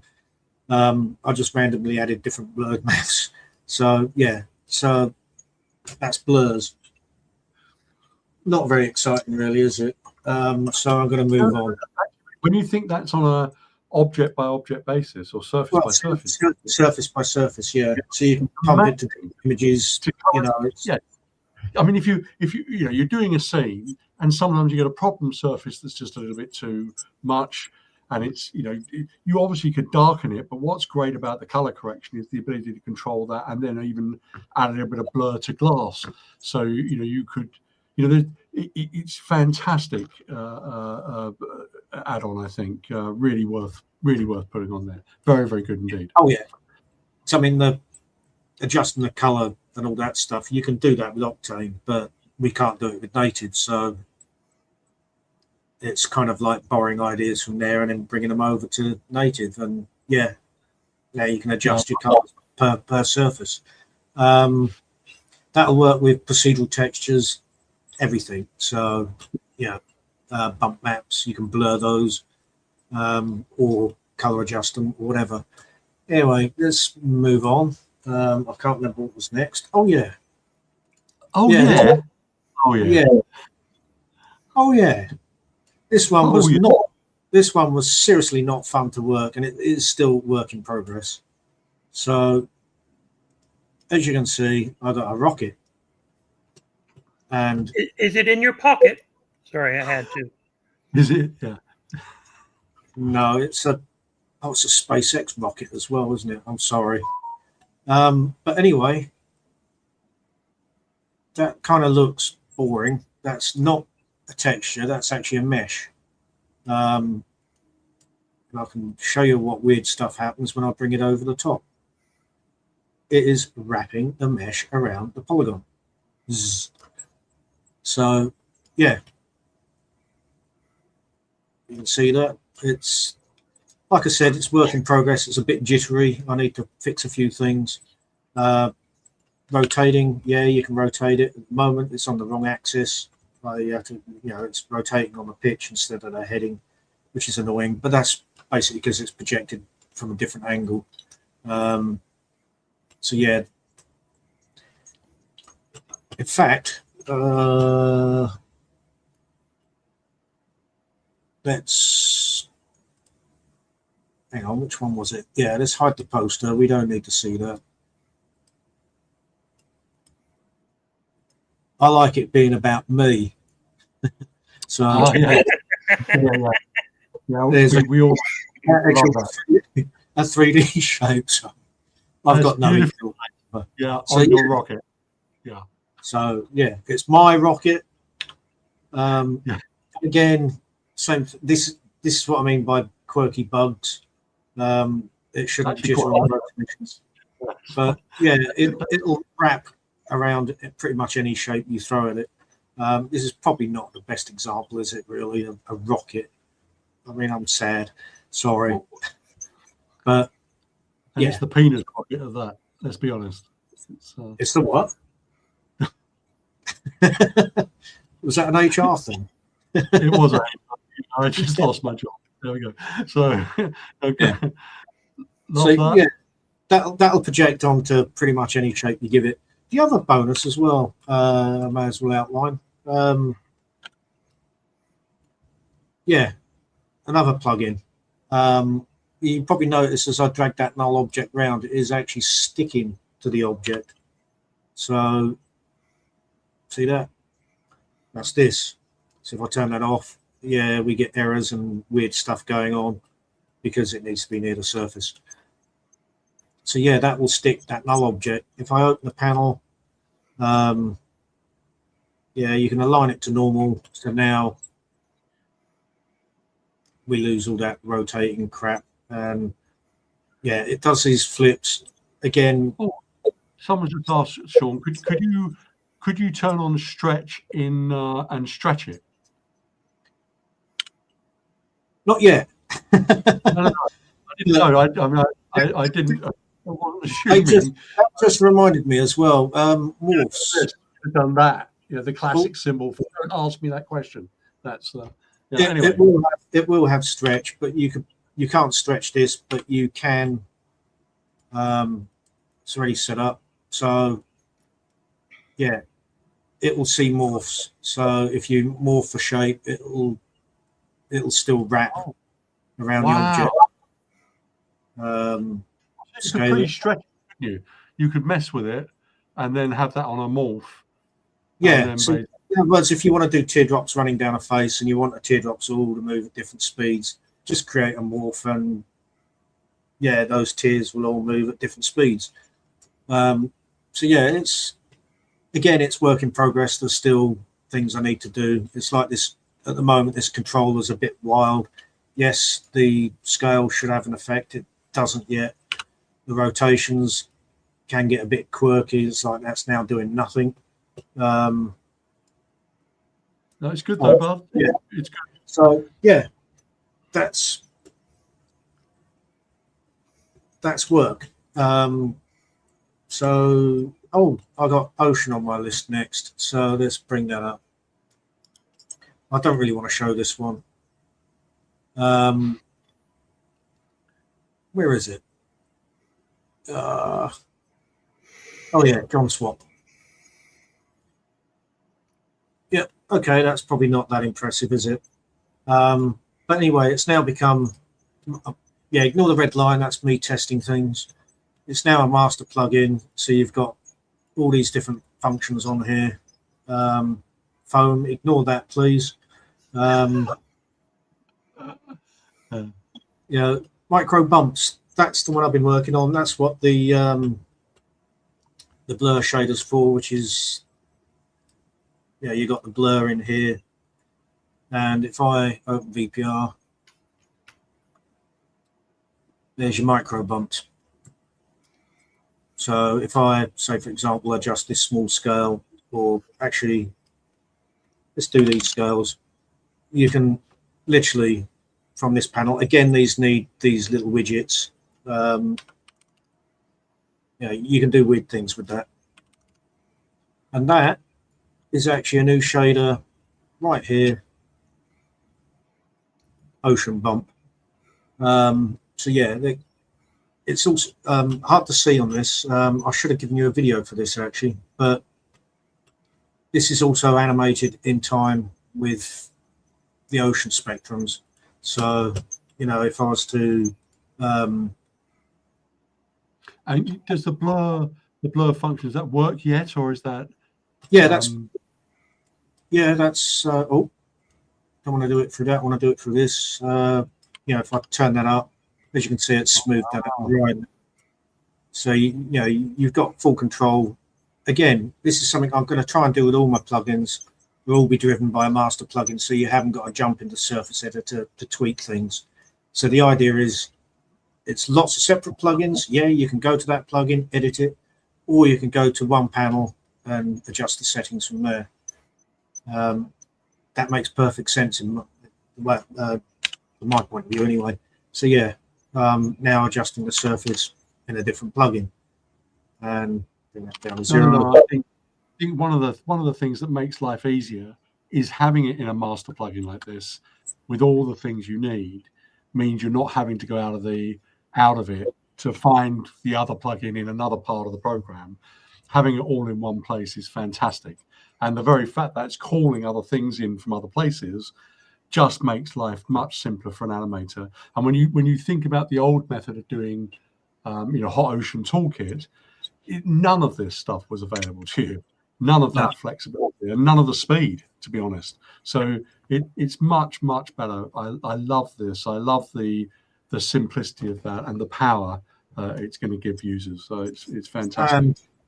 Something I'm still working on is the slope. I can show you it not working at the moment, but I've just turned the slope up to 50.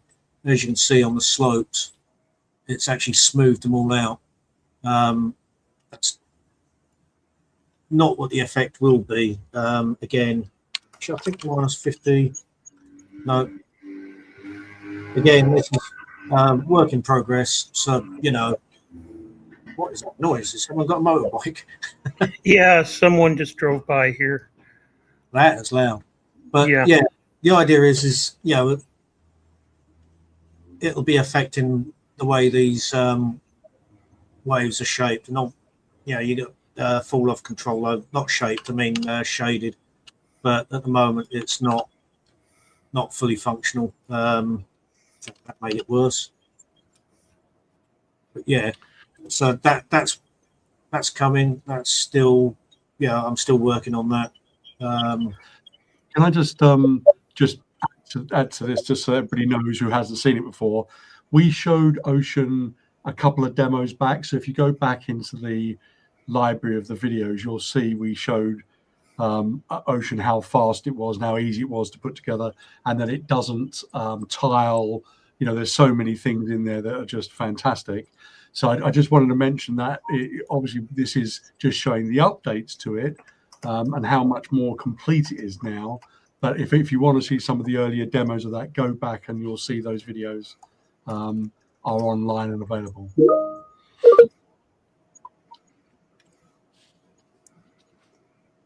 Yeah, don't post to me because it comes up my top corner. Well, you're not on screen, so it's okay. So, guys, we might just very quickly. Sean, are you done with the Ocean for now? No. Oh, okay. There's Sorry, more. bud. Okay. Don't interrupt. I know where you live. Yeah, the other thing as well with the shader, obviously, you don't want, with the displacement, you don't want the displacement going all the way to the horizon. So it's now got a fall off mode, which I'll just show in VPR actually rather than actually in the panel. This is actually a super high res model, so it's a bit clunky to use. But as you can see, this is, where you can see that line, that's where it's basically stopped displacing, and you can adjust the fall off. Oh, that's Ivy Master, that's not Ocean. Go away. Oh, I hope I haven't crashed. That shouldn't crash. What am I doing saying? There we go. And that should be, I can't remember where the hell I put it now.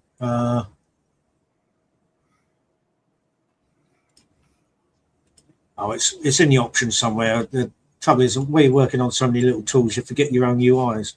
But yeah, the idea is that, this is over on the horizon is where your shader takes over from the bumps. But the other thing I've been working on as well, which I'm going to show,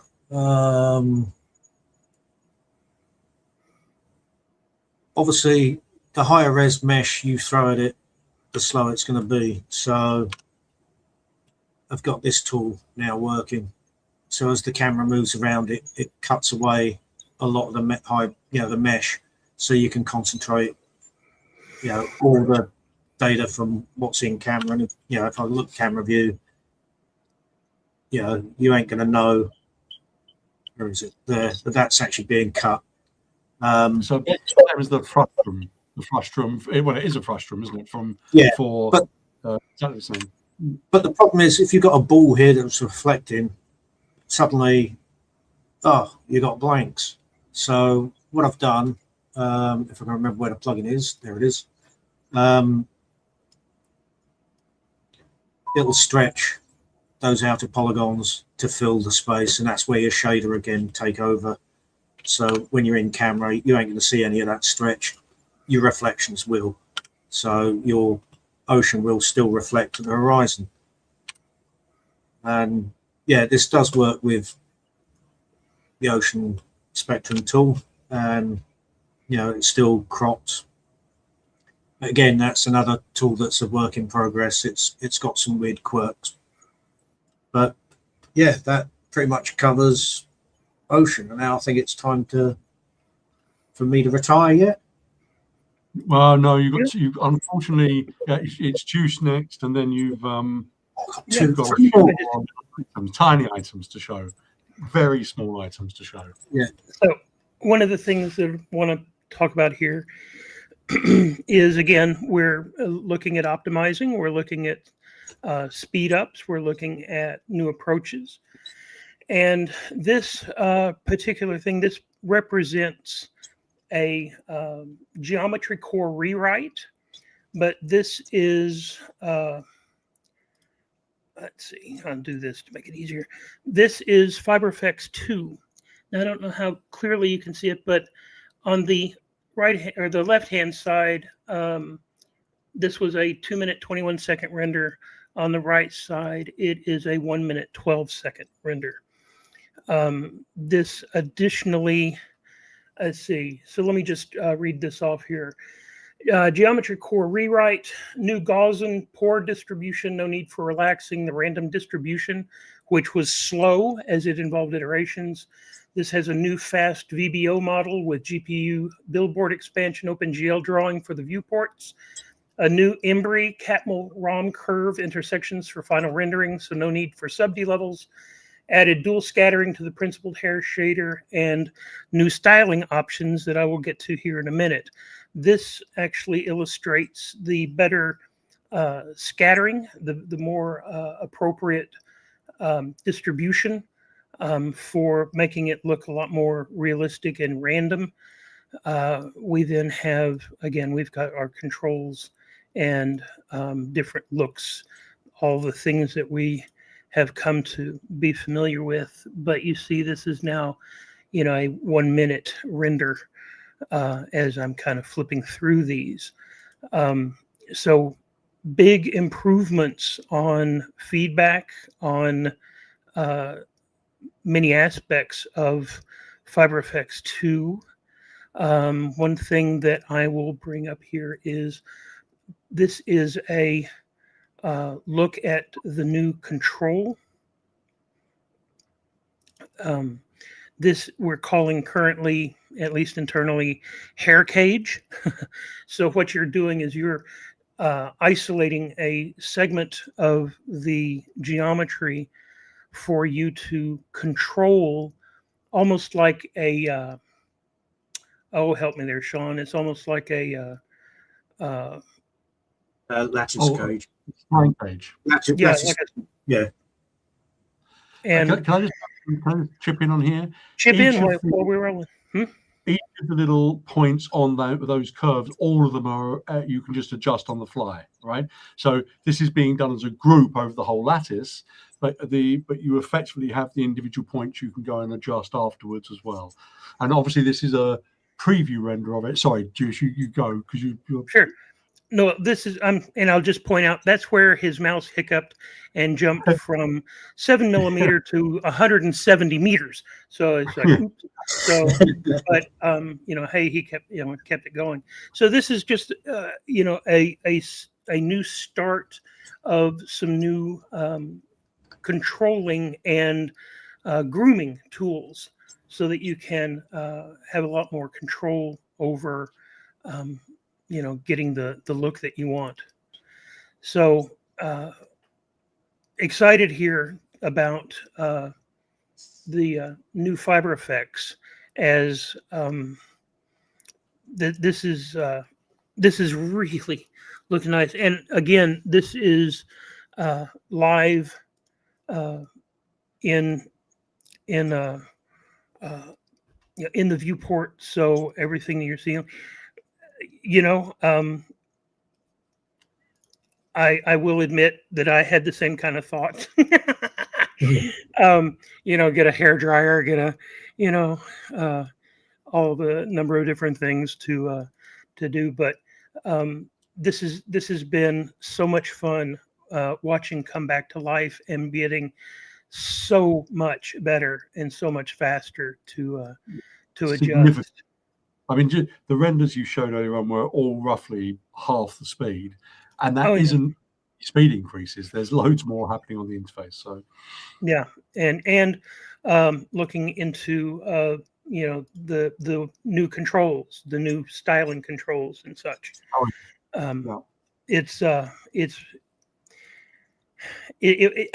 I'll say it's been a thing for so many people wanted to get this in, and seeing the new geometry core, being as the root of it, to be faster, to be more optimized, to be everything else.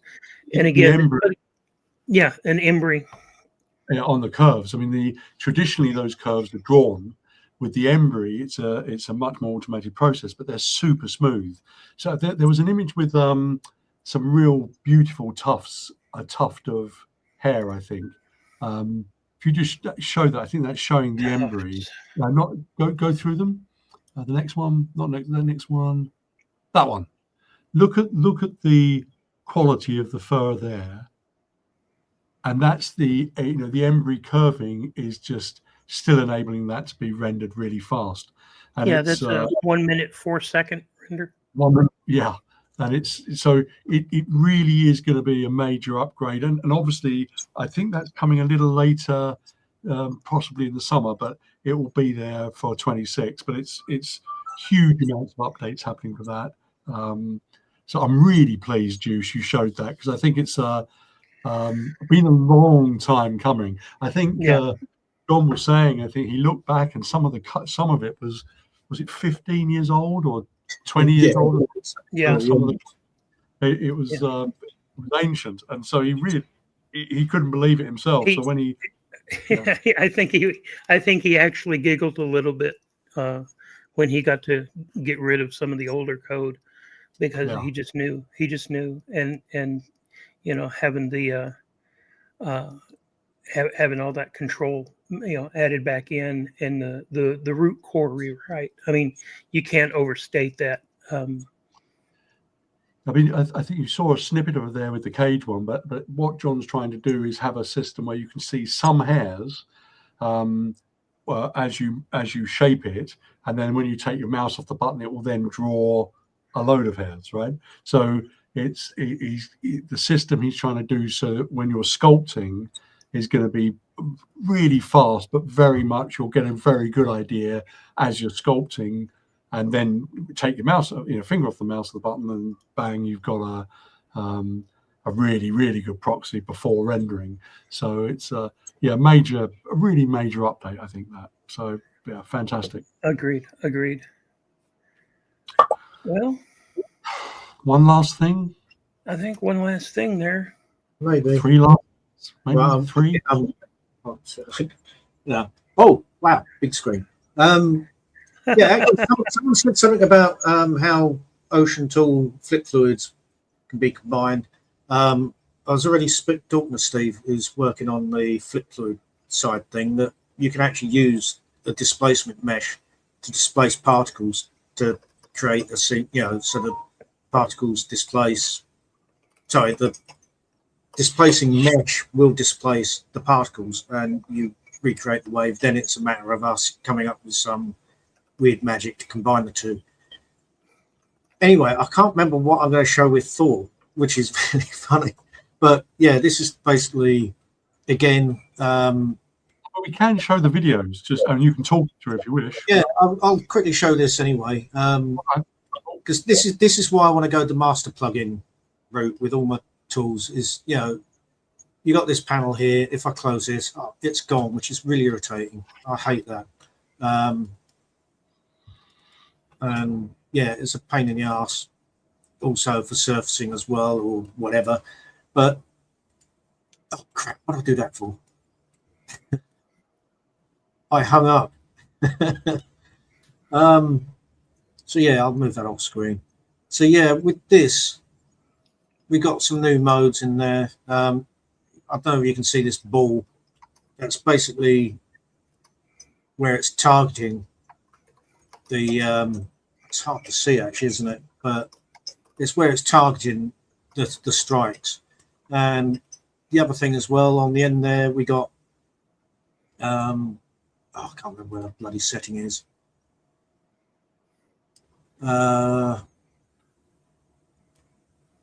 Yeah, strike points. These little spheres, I'll make them really big so you can see them. They will render, appear at your strike points. You make them transparent or invisible to the render engine, and make them luminous. That will create highlights on your surfaces. So the other trick as well, this is more of a behind the scenes thing, and more of an Octane thing. I think you could probably do it with Lightwave as well, but yeah, little known feature in Octane. You got multi-pass, motion blur. I've got that set to a blur length of 2. and 10 steps. So basically what it's going to do is IPR is going to render 10 times before it commits the frame. So when you do that, you're better off lowering your samples down to something low. So when I hit F9, I hope I've reduced that. I have. It'll render 1, 2, and these are all different motion blur passes. And keep in mind, this is actually rendering one frame at the moment, but multiple. So you end up with this sort of impressive middle effect. Actually, that's so cool. It is. It's something. It's a feature that our Octane has got that no other Octane version of Octane, Blender, Max. We've got it. They haven't, and it's pretty cool. So yeah, that's what I was going to show with that. Then there's something else which is going to take a little bit to load. It was on the car, which we got a video for, which we'll play in a second. I'll just load the scene. It's funny, while I was working on the Ivy, I actually stumbled across a better way of doing collisions. So at the moment, this is a little bit on the slow side. And also, these forks are going through the objects and all this sort of stuff. So what I've learned on Ivy, I'm going to apply it to this. This is basically a surface lightning, but it's not actually working very well. It's going through the surface. So basically, I'm going to take what I learned doing the Ivy plugin, bring it back into this, and we will get lightning actually skim across the surface rather than poke through. So that's enough to come into that. Although I know you just said it's not working very well, but I've seen the video of this. And the video looks fantastic. You don't even notice it's going through the surfaces because it happens quick. So if Deuce wants to play that video, then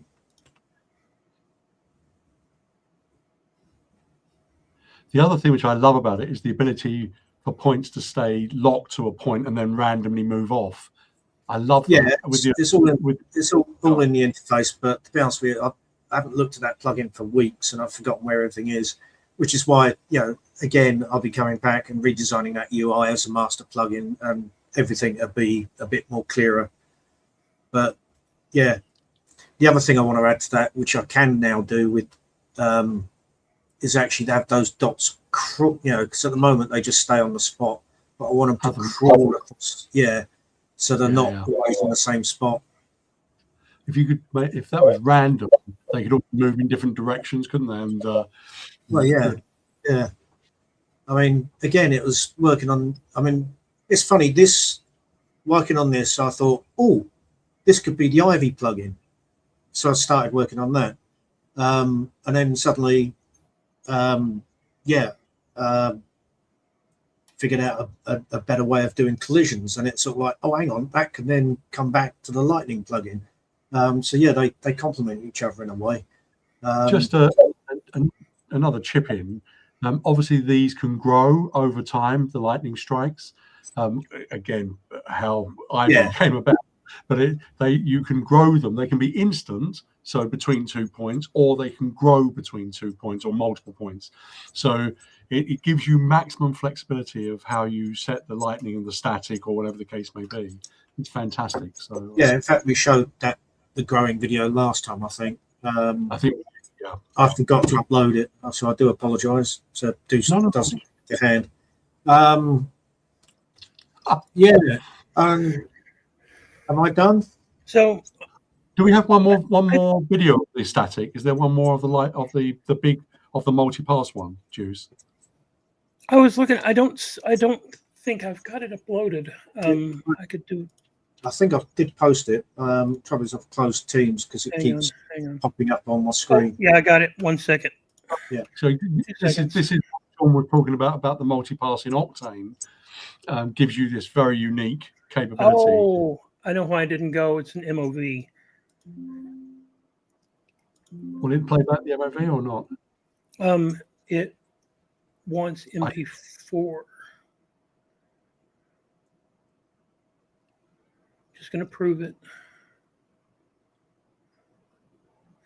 Yeah, it's only wanting MP4, so it can't do the MOV. Okay. Shall I do it? I'll do the conversion. We'll show it at the end. I'll do it now while you guys are doing All right. Yeah. the next minor So thing. no. I think we're done. I Right. think we're done. Yeah. You're Hang not going on. to show it? I'm not throwing my phone up in the air again. Just saying. Oh, I could just try that. 1 second. 1 second. Let me just see if this does indeed and make it fast. 1 second. 1 second.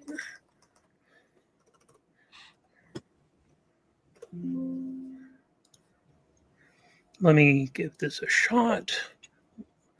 Hold.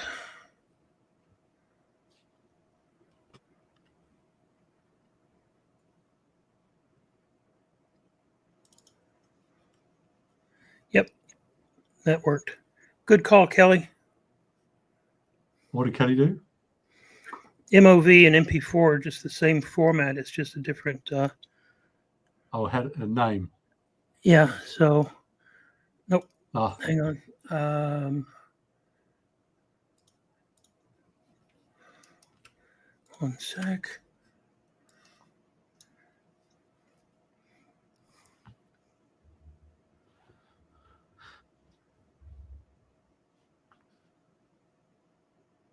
Can we edit this bit out later?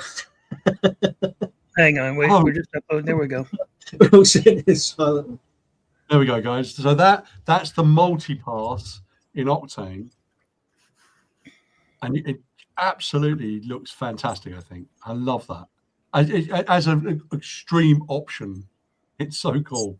In fact, you can see the hotspots. The whole point of having those little spheres at the tips, it lights up. They also pulsate in size as well, so the lights will flicker. It's hardly noticeable actually in that video, probably because I denoised it, and that tends to clear that out. Multi-pass motion blur. It's in the last render target. Is what does that. We haven't got an image of it, but there was Sean. We were going to do in the storm shot where we did the snow. We did a still with a lightning strike, just a single lightning strike. It absolutely spot on. So you could just do single strikes. You could do static. You could do really sort of complex Tesla stuff like that. All of that is possible with that, and an extremely good and usable plugin. I fully expect to see lightning and static appearing in more and more scenes this year. So anyway, good, really good. All right. Right. So, that it? We done? Nah. What you got? You got one more, maybe two more things up your sleeve there, Sean. It's I a small have. thing. Very Tiny nobody things. wants to see it. No one wants to see this. All right. You're making innuendos again. Yeah. So this lets you play background images. Nice. Yeah. That's coming in 26. Yeah. Background images. Actually, I'm lying. Okay. So I'll click the button, shall I? Oh, look at that. We've got a panel. And this is where it gets fun. Click on this. Oh, I didn't mean to click on that. Yeah, let's click there. I'm sure you can guess already what this actually is. So let's pop that one there. Track 2. Where's my track 2? There he is. And pop him in that corner. And track 3 up in that corner. And there's one more for luck. Let's put it over on this bit of brickwork. And track all. So track on. And as you can see, okay, some of that track has just died because it's gone off screen. That one's just died. I picked the wrong places to track, really, didn't I? Not a problem. So yeah, we go back to frame 0. Let's add another tracker. We place it right there, which is going to be on the full screen. So if I click track all, okay, that was a bug. It just jumped. So let's go back.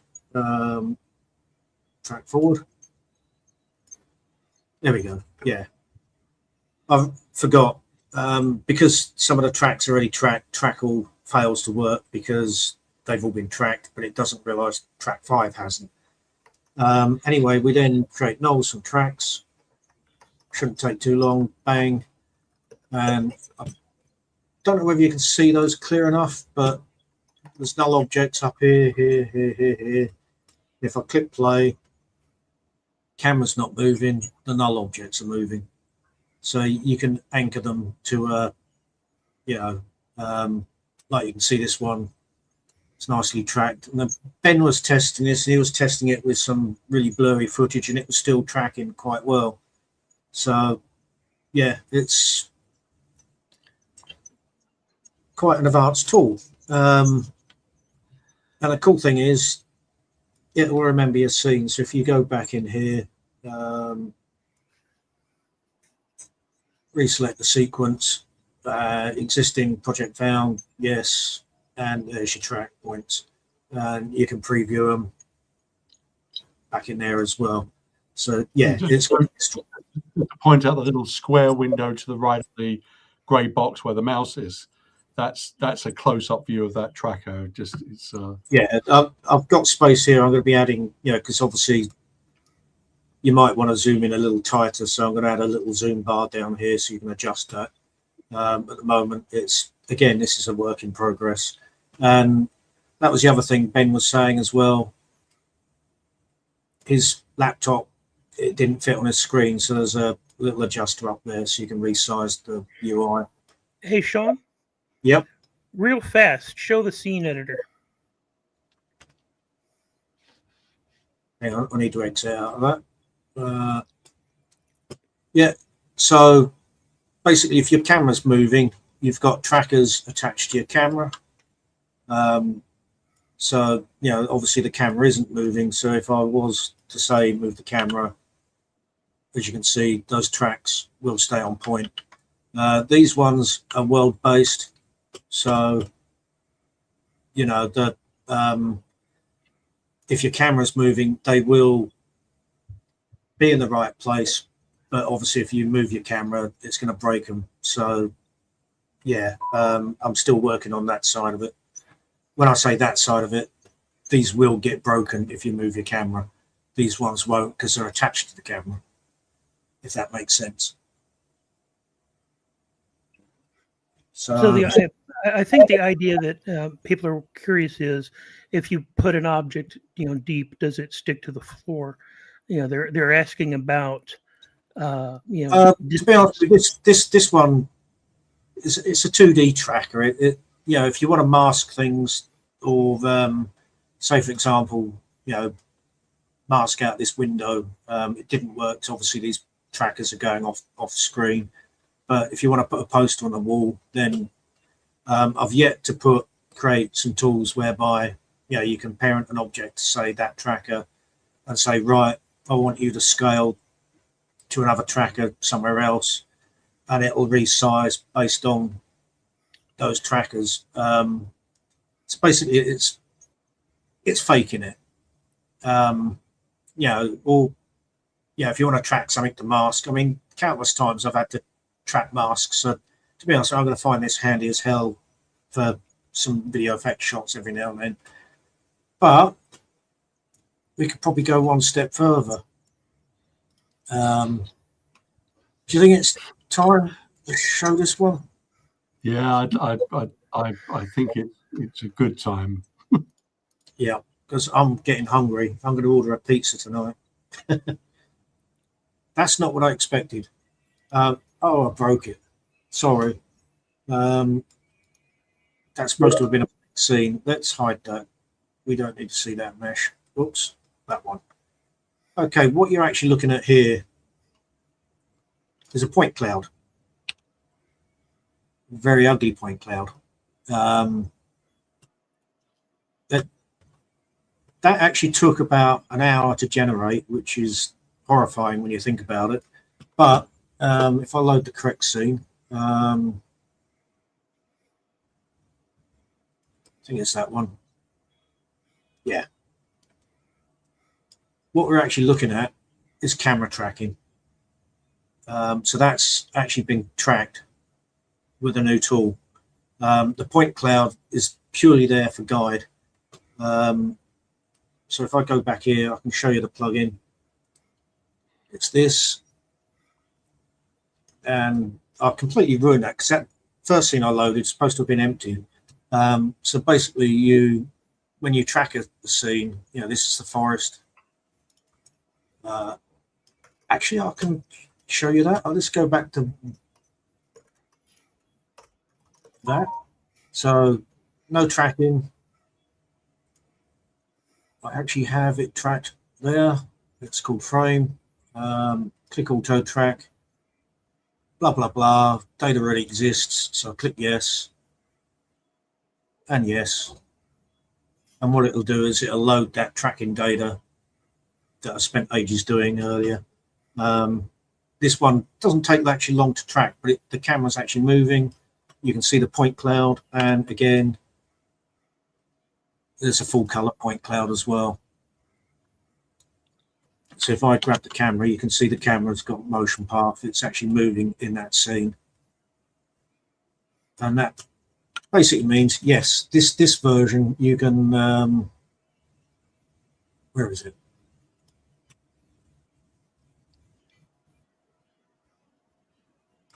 In fact, I could have sworn I'd done this, but you can drop an object in the scene and place it.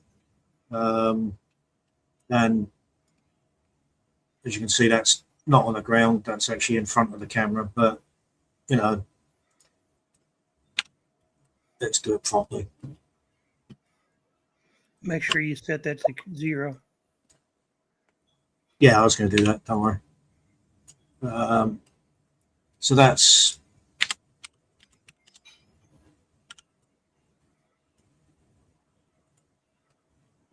now on the ground. This is probably not the best footage to track. There is a slight wobble on there, but then you'd probably use plates with projection masks.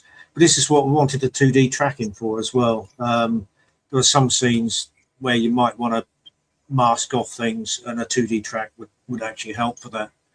But anyway, let's show that main scene in its full glory now. Anyway, there we go. It was that one, wasn't it?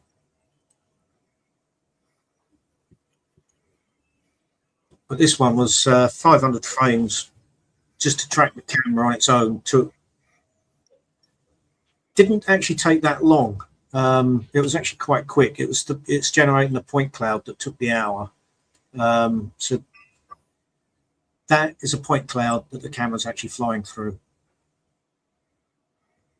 I mean, yeah, footage, right? So, and again, that's using that new OpenGL point display to display those points in real time. And yeah, if I now, sorry, Bob.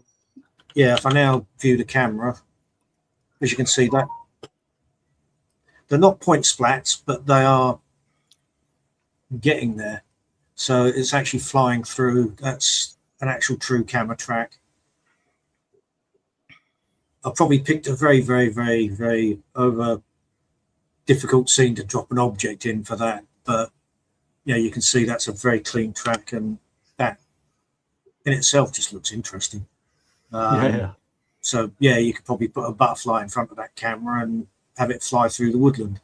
And the idea of actually seeing the point cloud is that you then can animate against that and have a rough idea what objects you're going to see when you actually comp it fully into the final shot, right? So you could put a butterfly, you could put a bird flying by and make sure it doesn't hit the trees or whatever the case may be. So it's full 3D tracking, 2D tracking are all available in the next version of Lightwave. Yeah, I mean, the 2D track for this literally took, I don't know, I'd say about 30, 40 seconds at most. It wasn't that long. It was actually really quick. But the creating the point clouds, I mean, that's running on GPU as well. It's not a fast process because it's got to look at all the frames, calculate all the points, place them. So yeah, this to process that big point cloud, it weren't quick. But the cool thing is the format that this is actually created, which I've toyed with, you can actually convert to G-splats or Gaussian splats. So, but unfortunately, when I brought that into Octane, Octane was seeing the Gaussian splats in the wrong color. So, yeah, there's something that needs to be fixed on the Octane side, which is a shame. Thing is, I was viewing them on a web page. They look beautiful, but viewing in Octane, they just weren't working. So, yeah, I need to get some samples off to Otoy and say, hey, look, this generator is generating these great, Gaussian splats, but Octane can't render them yet. What's your system specs, Sean? 2 4090s.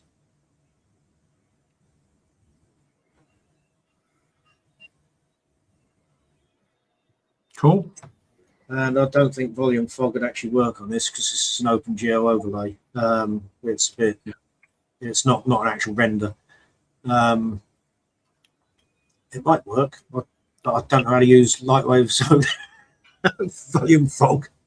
Sorry, I'm bad. It's legacy, isn't it? Don't know. Someone's we were displaying last thing we showed. I can't show it now because I haven't got the scenes to hand, but Octane, it will just display Gaussian splats exactly like that as points. So yeah, we can display Gaussian splats, but this is not a Gaussian splat. This is actually a point cloud generated from motion tracking, which is why I don't know if you can see it. These weird, because I mean, I've yet to fix the filtering. You can see all these points that splay outwards. Most of those are actually errors in the actual tracker itself, that are not used. But so is this something that requires NVIDIA? Yes and no. To generate the point cloud and the meshing side, it has to run on an NVIDIA GPU, but the actual camera track inside, no. The camera track will generate a point cloud. See if I've actually got it loaded. I have, but it's not as detailed. You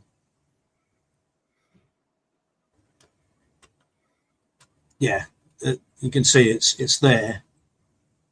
That was generated on CPU, sorry, which you can.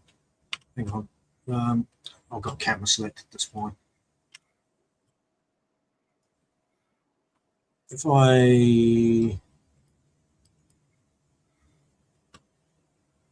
put that bounding box, as you can see, it still captures a basic point cloud, but obviously, for it to generate the same amount of points, it needs to run something on faster than a CPU. So you just get the basics on on GPU you get the real dense cloud, but on CPU you'll only get this. You can probably turn it up, but you'll be waiting lots of hours on CPU for that. So unfortunately, it is NVIDIA. For the just to hark back, because it was something we showed on the last one. We were showing there a Gaussian splat that we could view the Gaussian splat in Lightwave. We can't render it out, but we can actually see it so that we can then do animation within that and adjust the animation within a Gaussian splat. Visualize that within Lightwave. So that's why you're looking at that and thinking they're similar. They're not. They are different things, but they are. It's part of the new points, and the Gaussians is one of the things that is has been updated. Uh, What are you doing? You're looking for it? yeah, I know it's in this project folder because that was the demo one. Actually, no, that's an earlier version. Do you want to look for it while I summarize? Because we've Yep. shown everything. So shall I just do a quick summary for everybody? Because we're at the end. We've done pretty much everything. So if I just run through, and I'm going to show just really, I'll now include everything. so SDF, GLTF, Ripper 2, OpenColor IO. We haven't demoed that yet, but we got that. Ocean, obviously Boat and Wake are coming a little later, but Ocean's getting really, really good. So Boat and Wake coming. Moto Rig is fully dynamic. Chronosculpt, USD, which supports endomorphs and PNGs and weight maps.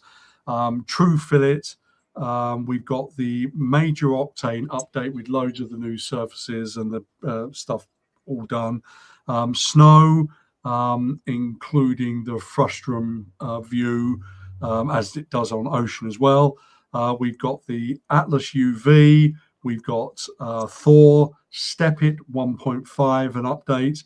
Fracture, Construct update now with the spiral staircases. We've got the asset browser. We haven't shown that, but it's good. Just take my word for it. We've got AP. We've got the Ivy generator, which is to be used or can be used in conjunction with the original one. We've got the camera tracking 2D and 3D. That was one of the things I didn't mention at the beginning. Really wanted to, but I didn't. So the 2D one and the 3D tracker. We've got, there's a seamless shader as well. We haven't shown that, but anyway, there's a seamless shader. We've got Fiber Effects 2 with the Embry on the curves coming significantly faster. Going to be a much better experience, which is great. Bend to curve, surface wrap, and we've got color correction. And is that it? Color correction and blur on the surface thing. So I think that's it. That was only, we thought that would be a short demo. What the hell were we thinking? Anyway, that was, I've got Gaussian splats. There we go. Let's see a Gaussian splat scene now. Okay. Yeah. There we go. Good night. Yeah. So why that's important? It means that yes, you can obviously render that in Octane, but you can use this to basically now see where you want to animate things in the Gaussian splat preview, if you like, in Lightwave, right? So that means you can load that for rendering Octane, and then basically view it in Lightwave so you can then animate accurately around objects without hitting objects. That is actually a major feature for anybody who's doing that sort of work. The very fact that you can sort of view it in this view, and a lot of packages can't do that. So basically, again, a really big advantage for Lightwave having that in here. That wasn't something that was obviously planned to show you, but well done, Sean. That's a really good thing to show. And if you look, Sean's got an object in there where he can see exactly where he's placing it. You can rotate around it, see exactly where you're going to move to, and then animate the camera and so on accordingly. So yeah, the thing is, the data that the camera tracker creates can actually be there's a couple of engines online that you can use to actually convert them to Gaussian splats. But like I said, at the moment, if you bring it into Octane, it renders some very weird colors. So you could literally create Gaussian splats from the camera data. Just Octane doesn't render them correctly, but you can view them in. There's plenty of web viewers you can view them in, and they view really well. I should have set it up actually so I can demonstrate because I did do a Gaussian splat at the the archway and cobbled street. I could upload it actually and share it. Just do a video of it. Do a video of it and we'll post it. And I think just for Octane's, just so you understand, I mean, Octane Otoy will get that right. It's just one of those things at the moment. There's a bug. It's not, just, they work, but the colour's all wrong. Yeah. And for some reason there seems to be holes where there shouldn't be holes. Yet on the web viewer, it looks spot on. So, you know, but again, that's something that will come later. I suppose Yeah, I'm sure native render engine will get gals and splats as well. So, you know, I'll just have to keep poking through. Say, come on, get it done. Yeah, I mean, certainly that's got to be something we've got to look into, because we've kind of got a lot of the battle fought. It would be nice if we one day sort of add that. But anyway, again, fantastic capability. And that I do think is a major. Sorry, I'm interrupting, but I was going to say we got foam and Gaussian splats. 2 elephants in our room that we need to fix at some point. Yeah. So we're good. I think that's it. So remember, this obviously was only I don't know how many we showed there. What did we do? We did 1, 2, 3, 4, 5, 6, 7, 8, 9, 10, 11, 12. So roughly 12, 13, 14, 15. So 16 of the I don't know 50 odd new features we just showed today, and most of those are things you haven't seen before. If you want to catch any of the other stuff, go back and watch the previous video and the one before that. There's to give you a full idea, but it really is a staggering upgrade that's coming. And I know we're a bit late. I think, as Juice said at the very beginning, we were a little bit late. Juice had a illness for a couple of weeks, and things just get in the way sometimes. So we will be getting the public beta. I think we're going out to internal beta just for a week on it, and then we'll get out the public beta, and then the final release I think we're still aiming for around May the 4th, I think. Yeah, that's what we're trying for. Yeah, which is the same as last year. So yeah. So I think, guys, that's pretty much where we're at. I hope you liked what you saw today, and I know it was late notice. We were meant to send out the note on Monday, and we forgot, so we didn't send it out till Thursday. Whoops. Actually, I was at the doctor. Yeah. Well, it wasn't your fault. I forgot too. So I mean, yeah. But I'm really pleased. I don't know how many turned up, but I've seen. I saw upwards of 140, 150. I think, even though. And obviously of course, it's one of those things that as soon as we shut this down, it'll be available on YouTube. So we will not edit the long pause where Sean said, "Are we editing this bit out?" No.